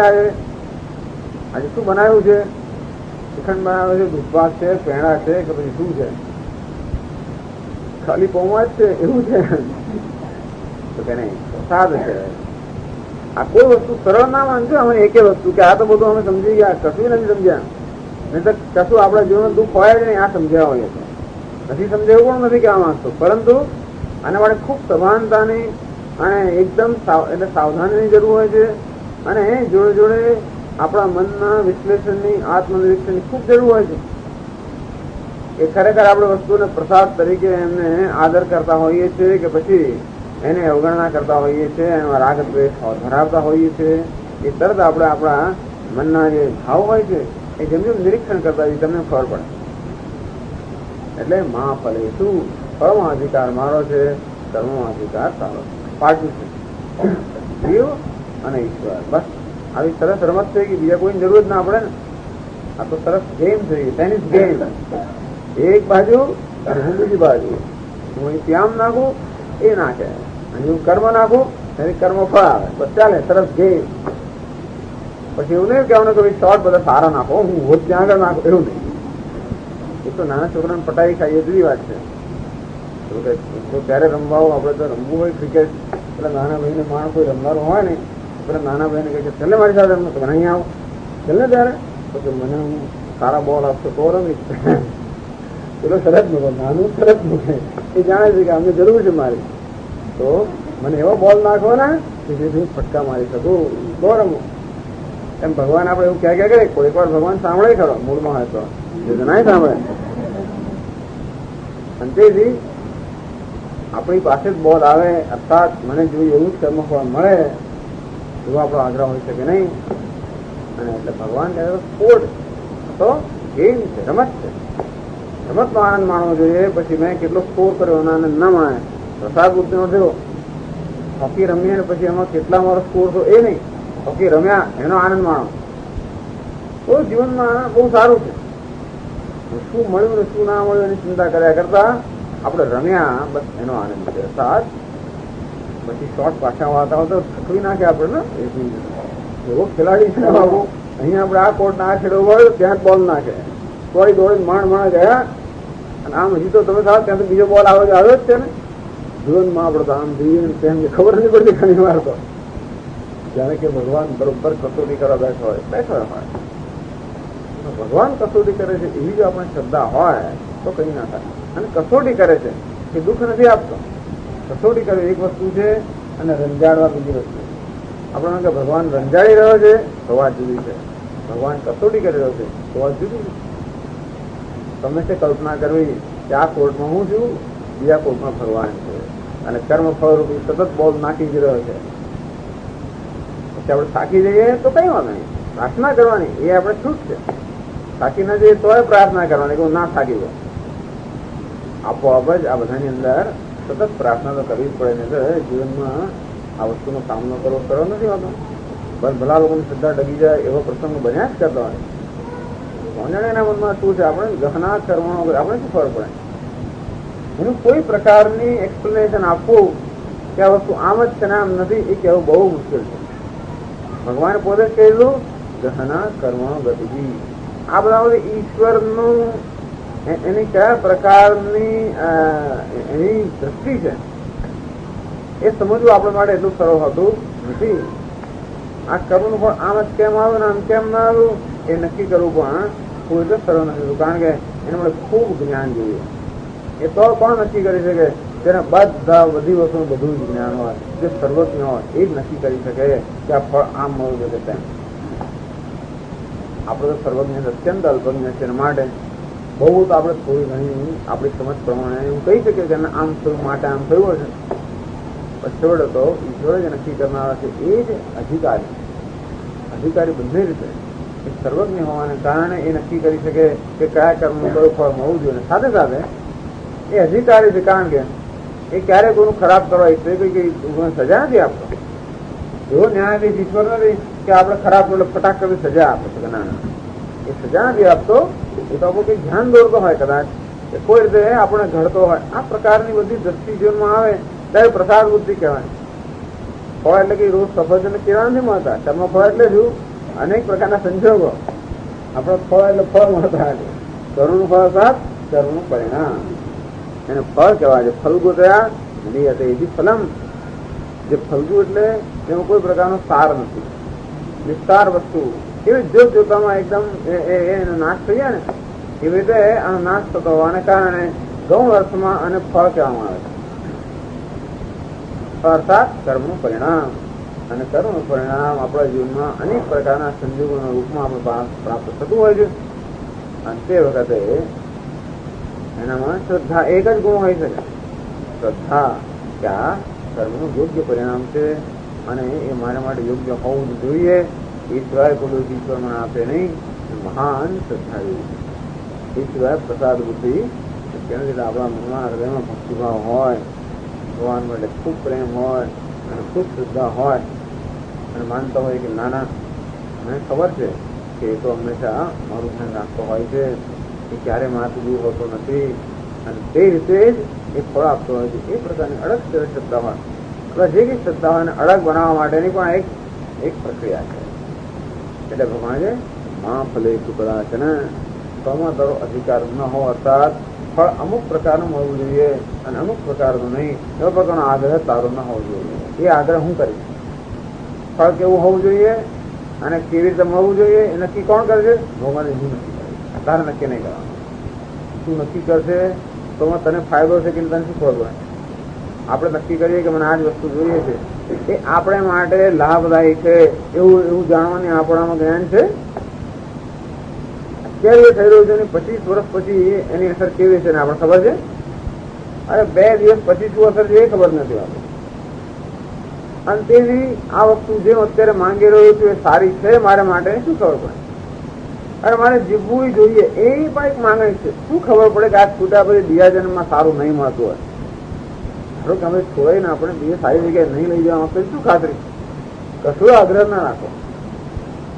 એમના સર્વ સંકલ્પ સંન્યાસ, મહાન સંન્યાસ છે. એટલા માટે આને સંન્યાસ યોગ કહે છે. સતત આ પ્રકારના સંકલ્પોનો આપણે ત્યાગ કરવો પડે. કે કર્મ પણ આવું મળવું જોઈએ, આમ મળવું જોઈએ, આ વસ્તુ થાય તો કેવું સારું, એવું ભગવાનનો ભક્ત વિચારે જ નહીં. આ થાય તો કેવું સારું નહીં, મને ભગવાનમાં શ્રદ્ધા વધે તો કેવું સારું, એ બરાબર. એના ચરણમાં અચંચલ નિષ્કપટ ભક્તિ પ્રાપ્ત તો કેવું સારું, એ બરોબર. એવો સંકલ્પ વાંધો નહીં, એવો સંકલ્પ ચાલે કર્મયોગમાં. મોપાત સમસ્ત દુરિત ક્ષયાસમ શ્રી પરમેશ્વર પ્રીત્યર્થમ. દુરિત ક્ષયેન શ્રી પરમેશ્વર પ્રીત્યર્થમ પરમેશ્વર ચરણારવિંદયો અચંચલ નિષ્કપટ ભક્તિ સિદ્ધ્યર્થમ. એમના ચરણારવિંદમાં અચંચલ નિષ્કપટ ભક્તિ પ્રાપ્ત થાય એવો સંકલ્પ ચાલે. એ મારો અધિકાર છે. કર્મણી એવં મમ અધિકાર. એટલે એ પ્રકારનો સંકલ્પ. કયા પ્રકારનો સંકલ્પ કરવો? તો કે આ પ્રકારનું ફળ મળે એવો સંકલ્પ નહીં, પરંતુ કેવી રીતે મારામાં મારી અંતઃકરણ શુદ્ધિ પ્રાપ્ત થાય વગેરે એ પ્રકારના સંકલ્પથી કર્મ થાય. તો પછી કર્મનું ફળ એવું જ મળે, અંતઃકરણ શુદ્ધિરૂપી મળે. બીજા બધા વસ્તુ સાથે આપણે કર્મ છે એનું ફળ તો મળવાનું જ છે, એના સંજોગો ઉત્પન્ન થવાના જ છે, પરંતુ અંતઃકરણ શુદ્ધિ એ જ આપણો માત્ર હેતુ હોવાને કારણે એટલી વસ્તુ આપણે પ્રાપ્ત થાય. ફલતૃષ્ણયા કામ્યે તે અધિકાર માસ્તુ. ફલતૃષ્ણાદિ પ્રેરાયને, ફળને ભોગવવાની ઝંખનાદિ પ્રેરાયને કામ્ય કર્મમાં તારી ઉન્નતિ ન હો, તારો અધિકાર નથી, અર્થાત એ વસ્તુ તારા માટે યોગ્ય નથી. તારા માટે યોગ્ય એક જ છે કે ફળની કામનાથી પ્રેરાયા વગર ઈશ્વરને અર્પણ કરવાની ભાવનાથી, એને પ્રસન્ન કરવાની એવી પ્રેરણાની પ્રેરણા કર્મ ચાલે. તેથી यदि कर्म फलम न इच्छते किम कर्मणा दुख रूपेण. तो कर्म फल આપણે મેળવવાનું જ નથી તો પછી આવો પરિશ્રમ કોણ કરે? તો કે એવું નથી કે ફળ નથી મેળવવાનું, ફળ મેળવવાનું છે. કર્મ કયું? અંતઃકરણ શુદ્ધિરૂપી ફળ. આપણે કદાચ કોઈ ભૌતિક ફળ મેળવવાની ઈચ્છા ન હોય કે એ ફળ આપણે ન આપણે ઈચ્છીએ તો પણ અંતઃકરણ શુદ્ધિરૂપી ફળ તો મેળવવાનું જ છે. અને તેથી તું અકર્મનો ત્યાગ ન કરીશ. અર્જુન, કર્મની તું કિંમત સમજ. તો એમ ના માનીશ કે કર્મ માત્ર કર્મફળની ઉત્પત્તિનું સાધન છે. કર્મ તો અંતઃકરણ શુદ્ધિનું ઉત્પત્તિનું સાધન પણ છે. અને એ રીતે તું કર્મનો ઉપયોગ કર. યોગનો અર્થ એ જ, એ કર્મ એ અંતઃકરણ શુદ્ધિનું કે ભગવાનની ભક્તિનું કે એનું સાધન બને, નહીં કે ભૌતિક સિદ્ધિઓનું. આમ ભગવાન કર્મને અત્યંત જુદી રીતે આપણી સમક્ષ રજૂ કરે છે. એ કર્મનો ઉપયોગ કેમ કરવો? ભૌતિક સિદ્ધિઓ મળવાની તો મળશે ને ક્યાં જવાની છે? એ વસ્તુ તો નથી પ્રમાણમાં હતી. આજે અર્થ કામ જે છે ને, અર્થ એટલે ધન સંપત્તિ, કામ એટલે બધો વિષયનો ઉપભોગ, બધું એ પ્રારબ્ધના આશ્રિત છે. આ ધર્મ અને મોક્ષ પુરુષાર્થના આશ્રિત. તો પ્રારબ્ધના આશ્રિત તો એના માટે આપણે શું કામ સંકલ્પ કરવો? અર્થ અને કામ તો મળવાના છે, પ્રારબ્ધ પ્રમાણે તો પછી એની જાતે ભલે ના આવે, મારે શું કામ સંકલ્પ કરવો? મારો સંકલ્પ ક્યાં થવો જોઈએ? જે વસ્તુ પુરુષાર્થને અર્થાત મારી સ્વતંત્ર બુદ્ધિના આશ્રિત છે, ધર્મ અને મોક્ષના વિષયમાં મારો સંકલ્પ હોવો જોઈએ. કારણ કે મારી ટેન્ડન્સી, સ્વાભાવિક વૃત્તિ કેવી હોય છે? અધર્મ પ્રત્યેની. અધર્મ એટલે સમાજ પ્રત્યેની. આમ કશું ના કરવામાં આવે તો ઊંઘી જવાનું થાય જ. મન ખાલી હોય તો ચાલો ત્યારે આરામથી સુઈ જાય. અને બીજી વૃત્તિ કઈ કર્મ કરવાનું હોય. જસ્ટ તમસ તરફ આમ સામાન્ય પ્રવૃત્તિ હોય. આ તો દેહ આપણા વ્યક્તિત્વમાં પણ આ દેહ જે છે પ્રાધાન્ય, આ જગતની અંદરમાં મેટરની પ્રધાનતા છે ને. જગતમાં પણ જળ વસ્તુની પ્રધાનતા, ચેતનતાની પ્રધાન. ચેતન તો ક્યાં આટલો નાનો છે? આ 5-50,000 લાખ કરોડ પ્રાણી છે, એમાં જ ચેતન છે ને. અરે કેટલા અબજો, કેટલા મોટા મોટા આ તારાવાનું, એ તો જળ જ છે. આ દેહની અંદર પણ આ જડતાનું પ્રમાણ જ વધારે છે ને, ચેતનતા કરતા પણ. અને તેથી જળ પ્રત્યે સ્વાભાવિક જ પ્રવૃત્તિ હોય, એટલે એમાં પ્રયત્ન કરવો પડે. ચેતનતા પ્રત્યે એક અપરા પ્રકૃતિ છે, બીજી પરા પ્રકૃતિ. અપરેયમિત સંજ્ઞામ પ્રકૃતિ વિધિમે પરામ. આ અપરા એને કહેવામાં આવે છે. કેમ?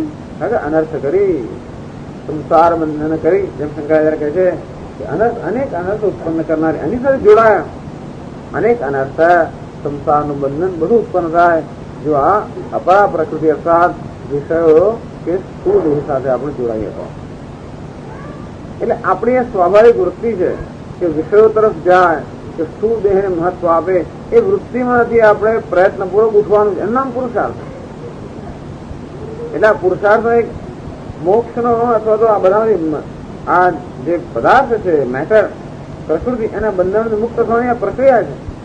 કર્મયોગ પણ મુક્તિ માટેની પ્રક્રિયા થઈ ને. મુક્તિ સ્ટેજીસમાં આવે છે. અલ્ટિમેટ સ્ટેજ એ કે હું સંપૂર્ણ મુક્ત છું, પણ એ પહેલા આ એકદમ પદાર્થનું કે પ્રકૃતિ જે તીવ્ર મારામાં આકર્ષણ છે, એમાંથી પહેલા મુક્ત થવું. એટલે કે કર્મ ફળની આકર્ષણમાંથી મુક્તિ, ભોગ બુદ્ધિમાંથી મુક્તિ. એટલે આ જગત છે એ ભોગ્ય વિષય નથી. જગતની તરફ આપણે અમારા ભોગ માટે છે, મારા આનંદ માટે ભગવાને સર્જ્યું છે એવું નહીં. ત્યારે કેવી આપણે દ્રષ્ટિ કરીએ છીએ? આ તો આરાધના માટે, ઉપાસના માટે સર્જાયેલું છે. આ દેહ પણ શેના માટે છે? ઈશ્વરની ઉપાસના માટે છે. એ રીતે ભલે દેહનું લાલન પાલન કરતા હોઈએ, દેહને પુષ્ટ રાખતા હોઈએ, તો પણ એટલા માટે નહીં કે જેથી હું પુષ્ટ રહું. નહીં, આ સાધન જે છે ઈશ્વરની પ્રાપ્તિનું સાધન હોવાને કારણે એને પુષ્ટ રાખે. એટલે અત્યંત દ્રષ્ટિમાં પરિવર્તન આવે એટલે આપોઆપ જ આચરણમાં પરિવર્તન આવે. અને ભગવાન દ્રષ્ટિમાં પરિવર્તન કરવાનું કહે છે. કે કેવી રીતે આ જગત ભોગ્ય પદાર્થ નહીં, એને જેને ભોગ બુદ્ધિનો ઉદ્ભવ ના થવો જોઈએ. કઈ વૃત્તિનો ઉદ્ભવ થવો જોઈએ? આરાધના. એ ન થતો તો આપણે સ્થાપિત કરીએ. યોગની અંદર સંકલ્પપૂર્વક વૃત્તિ સ્થાપિત કરવામાં આવે, અને જ્ઞાનમાં એ સ્વાભાવિક તો ઉદય થાય. એટલે જ્યાં ભોગ બુદ્ધિનો ઉદ્ભવ થાય છે ત્યાં આપણે કર્તવ્ય બુદ્ધિ સ્થાપિત કરીએ. જ્યાં ભોગ બુદ્ધિ છે ત્યાં આપણે આરાધના બુદ્ધિ સ્થાપિત કરીએ. નહીં, આ લાડુ ભોગવવા માટે નથી, આ તો છે પ્રસાદ છે, આરાધના માટે છે. આ જગત કે આ વ્યક્તિ કે આ પદાર્થ ભોગ માટે છે. શેના માટે છે? સેવા માટે છે, આરાધના માટે છે. ભલે મન ભોગ કરે, તે અધિકાર ના, ત્યાં તારો અધિકાર નથી. તારો અધિકાર ક્યાં છે? સેવામાં. કે તારો અધિકાર ભક્તિમાં, તારો અધિકાર આરાધનામાં છે.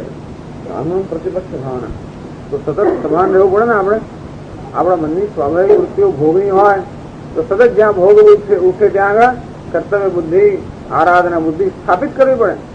એટલે યોગ બની જાય ને. અને કેમ યોગ કહે છે? કારણ કે યોગ એટલે એકાગ્રતા, યોગ એટલે સભાનતા. આ વસ્તુ આપણે સભાન બનાવે. આપણા મનની અનેક પ્રકારની વૃત્તિઓ હોય એનાથી સભાન બનાવે. એટલે આપણને પોતાનો જ પરિચય કરવાની અત્યંત આવશ્યકતા અને એ પ્રકારની તક પણ પ્રાપ્ત થાય. એમ કરતા કરતા આપણે આપણી જે વૃત્તિઓ જે છે એમાં ધીમે ધીમે ધીમે પરિવર્તન લાવતા જઈએ. એને વાસના કહેતા જે કહેવાય છે અર્થાત જે આપણી સ્વાભાવિક જે વૃત્તિઓ છે ધીમે ધીમે એમાં પરિવર્તન આવતું જાય. એ પોતાના પ્રયત્નથી આ પ્રયત્ન પોતે કરવો જ પડે. આમાં ઇમોશનલ મેચ્યોરિટી. આ પ્રયત્ન આપણે નહીં કરતા આપોઆપ થવાનું નથી. અર્થાત મનનું નિરીક્ષણ કરીએ, એનાથી આપણે સભાન બનીએ, એની જે સામાન્ય વૃત્તિઓ જેનાથી પરિચિત બનીએ, અને એ વૃત્તિઓ જો આને અનુરૂપ ન હોય, શાસ્ત્ર અનુરૂપ ન હોય, તો પછી એમાં પરિવર્તન કરવા માટે સજાગ રહીએ. આમ ખૂબ પ્રયત્ન કરવાથી જ આ મનનું પરિવર્તન થાય, કોઈ ચમત્કાર થવાનો નથી. Emotional maturity has to be initiated by me, not by God. ભગવાન મને મેચ્યોર બનાવશે એવું નહીં. એ મેચ્યોરિટી આપણે જાતે સિદ્ધ કરવાની છે. એટલા માટે યોગ છે. યોગમાં હંમેશા પોતાના સંકલ્પનું પ્રાધાન્ય વધારે હોય. જ્ઞાનમાં કોઈ સંકલ્પની જરૂર નથી, ભક્તિમાં સંકલ્પની જરૂર નથી, યોગમાં સંકલ્પની જરૂર છે. અને આ રીતે આ યોગની ભાવના કર્મ આપણને એક સભાન વ્યક્તિ બનાવે, સજાગ વ્યક્તિ બનાવે. તરત આપણું અંદર આત્મનિરીક્ષણ ચાલતું હોય, તરત વિશ્લેષણ ચાલતું હોય, જ્યાં યોગને પ્રતિપક્ષ ભાવના ચાલતી હોય. એક નાઇસ થિંગ, આનંદ છે. આનો જ આનંદ લેવાનો. પછી શું મળે શું નહીં ચિંતા નહીં કરવાની. એટલે ઘણું બધું આ શ્લોકમાંથી આ રીતે જેમનું આપણે ચિંતન કરતા જઈએ એમનું આપણે પ્રાપ્ત થઈ શકે. અને ઘણું બધું, કારણ કે આ તો પ્રસાદ બુદ્ધિ તો પ્રાપ્ત થઈ, કારણ કે ઈશ્વર જ સર્વ કર્મફળનો દાતા છે. માટે પ્રસાદ તરીકે સ્વીકાર લઈએ અને હું સર્વનો આનંદ પ્રાપ્ત કરું છું. એટલે આ છે ને ગીતાની મેનેજમેન્ટ. મેનેજમેન્ટ જે છે ને તે લોકોને કેમ મેનેજ કરવા, તો એને એનો અગત્યની વસ્તુ છે. એક જે લોકો મેનેજરો હોય એ લોકો હંમેશા એમની નીચે કામ કરનારા લોકોને કોઈ કોઈની પ્રેરણા જો તમે આપી શકો તો કામ થાય. કોઈ પણ કર્મની પાછળ પ્રેરણા હોવી જોઈએ. પ્રેરણા ન હોય તો કર્મ થઈ શકે નહીં. મિનિમમ ઓછામાં ઓછી પ્રેરણા કે જો તું કામ નહીં કર તો કાઢી મૂકીશું, એટલે કે નોકરીમાં ચાલુ રહેવાની પ્રેરણા ઓછામાં ઓછી. નોકરી કરશે તો મહિનાની પગાર મળશે એવી પ્રેરણા. પણ આ બધી શું પ્રેરણા હોય? શરૂઆતમાં આવું ચાલ્યું અને પછી લોકો પગારથી ટેવાઈ ગયા એટલે ઇન્સેન્ટિવ, ચાલો વધારે કામ કરશો તો વધારે પગાર, એનાથી લોકો ટેવાઈ ગયા. એટલે હવે લોકોને એવું જોઈતું નથી અને કશી પ્રેરણા નથી મળતી, એટલે કામ જ કરતા નથી. પછી એમાં કોઈને કામ નથી કરવું એવું નહીં, પણ કામ કરવા માટે પ્રેરણા જોઈએ ને. એ પ્રેરણાની પ્રાપ્ત થતી તો કરીએ જ નહીં ને આપણે. એટલે બેંકમાં ગયા પછી મન જ થાય નહીં, આ કોણ કરે આ બધું, હું શું કરવાનું, શા માટે કરવું? નહીં કરું કોઈ પગાર તો મળવાનો જ છે, અને કરીશ તો મળશે. તો પછી કરવાથી બીજું કંઈ મળતું નથી. કામ કરવાથી માત્ર સંઘર્ષ જ મળે છે અને માથાકૂટ થતી હોય અને પરિશ્રમ થતો હોય તો કોણ એવું કામ કરે? દુઃખ મિત્ય વેદ કર્મ કાય ક્લેશ ભયાત છે. આ તો દુઃખ છે, કાયાનો ક્લેશ થવાનો છે. થોડો કર્મની પ્રેરણા ન મળતી હોવાને કારણે લોકો કર્મ કરતા નથી. એમને મારી મછલીને કર્મમાં રાખો તો એ ત્યાં સુધી કરશે જ્યાં સુધી પેલો મારી મચડવાનું બળ હોય ત્યાં સુધી. પણ એમનામાં પ્રેરણા જન્માવો તમે તો કશું કર્યા વગર કર્મ કરશે. It's a real management. ભગવાન અર્જુનને મેનેજ કરે છે. ભગવાન શિક્ષક ગુરુ છે ને એ કેવું મેનેજ કરે છે. અર્જુન ના પાડે છે નહીં વખતે કેમ આમાંથી શું મળવાનું છે? જેમ બેંકમાં જઈને માણસ કામ ના કરે એવું જ અર્જુન કહે છે આમાંથી મને શું મળવાનું? ભગવાન કે તને તો વિજય પ્રાપ્ત થવા નથી જોઈતો, રાજ્ય મળશે નથી જોઈતો, સુખ આનંદ પ્રાપ્ત નથી જોઈતા. હવે એ તો એની માંદગી છે એટલા માટે નથી જોઈતા એને. એવું નથી કે વૈરાગ્ય હોય ગમે તે હોય, પણ હવે એટલે કર્મના ફળમાંથી જો પ્રેરણા ન મળતી હોય તો બીજી કોઈ પ્રેરણા રહી ને બીજી પ્રેરણા ભગવાન ઉત્પન્ન કરવાની છે ને એનામાં. કર્મફળ તમે એને પ્રેરણા આપતો અત્યાર સુધી આપતું હતું માટે આટલા યુદ્ધ લડ્યો. હવે એની યુદ્ધનું જે પરિણામ છે કોઈ પ્રેરણા આપતું નથી તો પછી પ્રેરણા ક્યાંથી ઉત્પન્ન કરે? ભોગ્ય બુદ્ધિમાંથી પ્રેરણાથી માણસ થાકી ગયો, હવે બહુ ભોગવું. હવે શું? Then it becomes old, he is senile.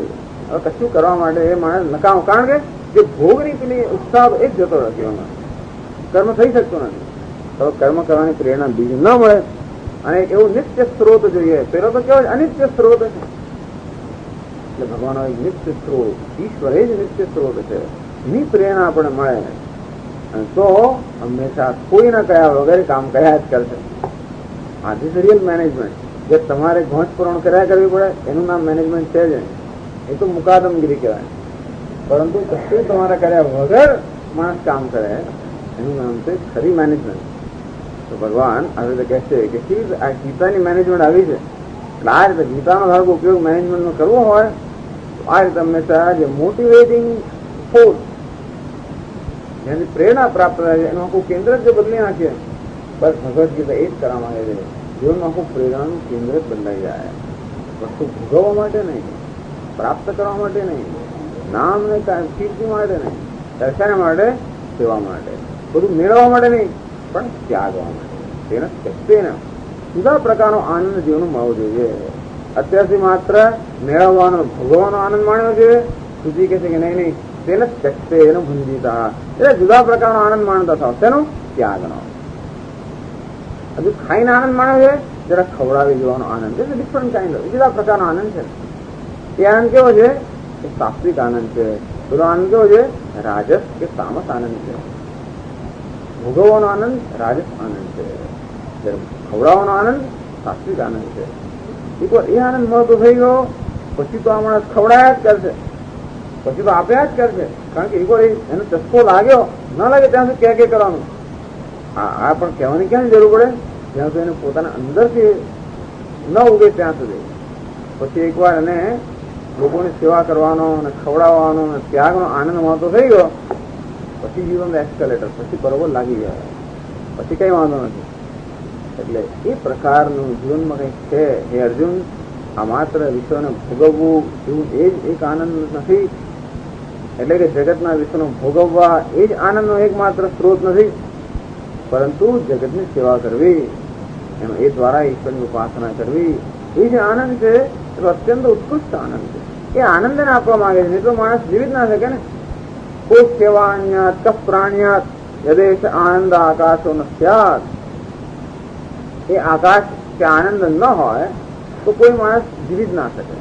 જીવવા માટે તો આનંદ જોઈએ જ. અને ભોગવવાનો આનંદ હતો એ ક્યાંથી આનંદ મળવો? ક્યાંથી આનંદ મળવો જોઈએ? તેનો આનંદ મળવો જોઈએ યોગનો આનંદ. ભોગનો નહીં, યોગનો. પ્રાપ્ત કરવાનો નહીં, ત્યાગનો. ભોગવાનો નહીં, સેવાનો. આ પ્રકારનો આનંદ એ ભગવાન ઈચ્છે છે. એકવાર એ આપણે પ્રાપ્ત થઈ જાય બસ એટલે મોટા ભાગનું કામ તો થઈ ગયું. પછી તો આનંદ હું છું એ બીજા જ્ઞાન. પણ આનંદ હોય જ નહીં. હું આનંદ છું તમે ગમે એટલું ક્યાં કરતો હોય શું કરવાનું? અંદર કદી છે નહીં. આનંદ છું આનંદ પણ શું કરવાનું? હૃદય આમ લાગશે. એટલે પેલા અંદર આનંદ ઉત્પન્ન કરવાની જરૂર છે. એ કેમ ઉત્પન્ન થાય? આ ભોગ જ ઉત્પન્ન નહીં થાય. ભોગ હંમેશા આનંદ બહાર છે એ પ્રકારના ખ્યાલ ક્યારે મુક્ત થઈશું જ નહીં. આનંદ અંદર છે કે આનંદ સ્વાભાવિક છે. પેલો આનંદ કેવો છે? નૈમિત્તિક આનંદ છે, નિમિત્ત તમારી જન્મેલો છે.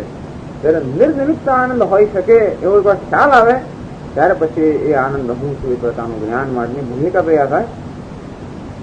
અંતઃકરણ શુદ્ધિનો અર્થ એવો જ છે કે શુદ્ધ અંતઃકરણ અર્થાત પ્રસન્ન અંતઃકરણ, સ્વચ્છ અંતઃકરણ, ત્યાં સ્વાભાવિક પ્રસન્નતા હોય. અને એવા લોકોને આપણે કહીએ કે પ્રસન્નતા શું છે તો કે હા સમજાયું છે. સરળ રોગ પ્રકાર કરવાનું કે તું આનંદ છે તો ક્યાં છે? ઉલટું વધારે દુઃખી થાય માણસ. ત્યારે હું આનંદ છું તો દુઃખી છું. શાસ્ત્રો કહે કરે છે કે આનંદ છે, પૂર્ણ છે, નિત્ય શુદ્ધ બુદ્ધ મુક્ત જન્મ. ઉલટું માથું વધારે દુખે. કારણ કે આપણો અનુભવ અત્યંત વિરુદ્ધનો છે. તેથી હું એ વસ્તુ બદલવાની અન્નામ યોગ એ ન થાય તો કોઈ ઉપદેશ કામ નથી લાગતો. એટલા માટે યોગની અસાત અંતઃકરણ શુદ્ધિની અત્યંત આવશ્યકતા. એટલા માટે એના માટે ભોગ બુદ્ધિથી કર્મ ન થાય, પહેલા કર્તવ્ય બુદ્ધિથી કર્મ થાય અને પછી યોગ બુદ્ધિથી એટલે કે ઈશ્વરને અર્પણ કરવાની બુદ્ધિથી. આ પ્રકારે પ્રેરણાનું આખું કેન્દ્ર એ જ બદલાઈ જાય. અને જો એવો માણસો આપણે મળે, એવું ગ્રુપ હોય કે લોકો સેવા માટે કે કંઈક પ્રદાન કરવા માટે કામ કરતા હોય, તેમને કંઈ કહેવાની જરૂર ના હોય. એ નવું કામ સુધી કે કામનો આનંદ મળતો થાય ને. પહેલા તો કામ છે ને આપણે ઢસડા રૂપ લાગે આ કરવું પડશે પાછું. અને કામ નહીં કરતું પેલું નહીં મળે એટલે કરવું પડતું. ત્યાં તો ઢસડો કરવો જ પડે અથવા નહીં કરતું કશું નહીં મળે માટે કરવું પડે. પણ જયારે કામ કરવાથી આનંદ આવતો થાય ત્યારે માણસ જાતે જ પછી તો કામનો કોઈ તિરસ્કાર કરવાનો જ નથી. એટલે ભગવાન એવું ઈચ્છે છે કે મનુષ્યો આ રીતે યોગની ભાવની પ્રેરાને કર્મ કરે. એટલે જ છે કર્મ કેમ કરવું એ પ્રશ્ન પૂછે. आसक्ति अकरणे न युक्ता चेत तरी तो सही हो। हाँ, तरी क्लेशात्मकम कर्म किम उद्देश्य कर्तव्यम। भगवान आदम कहता हो कि निष्क्रियता में आसक्ति न होવી જોઈએ અને તો ક્લેશાત્મક કર્મ એટલે ક્લેશાત્મક કર્મ કરીએ એટલે કંઈક પરિશ્રમ તો કરવો જ થાય, કંઈક ક્લેશ તો થવાનો જ છે. એવું ક્લેશ જ જેનો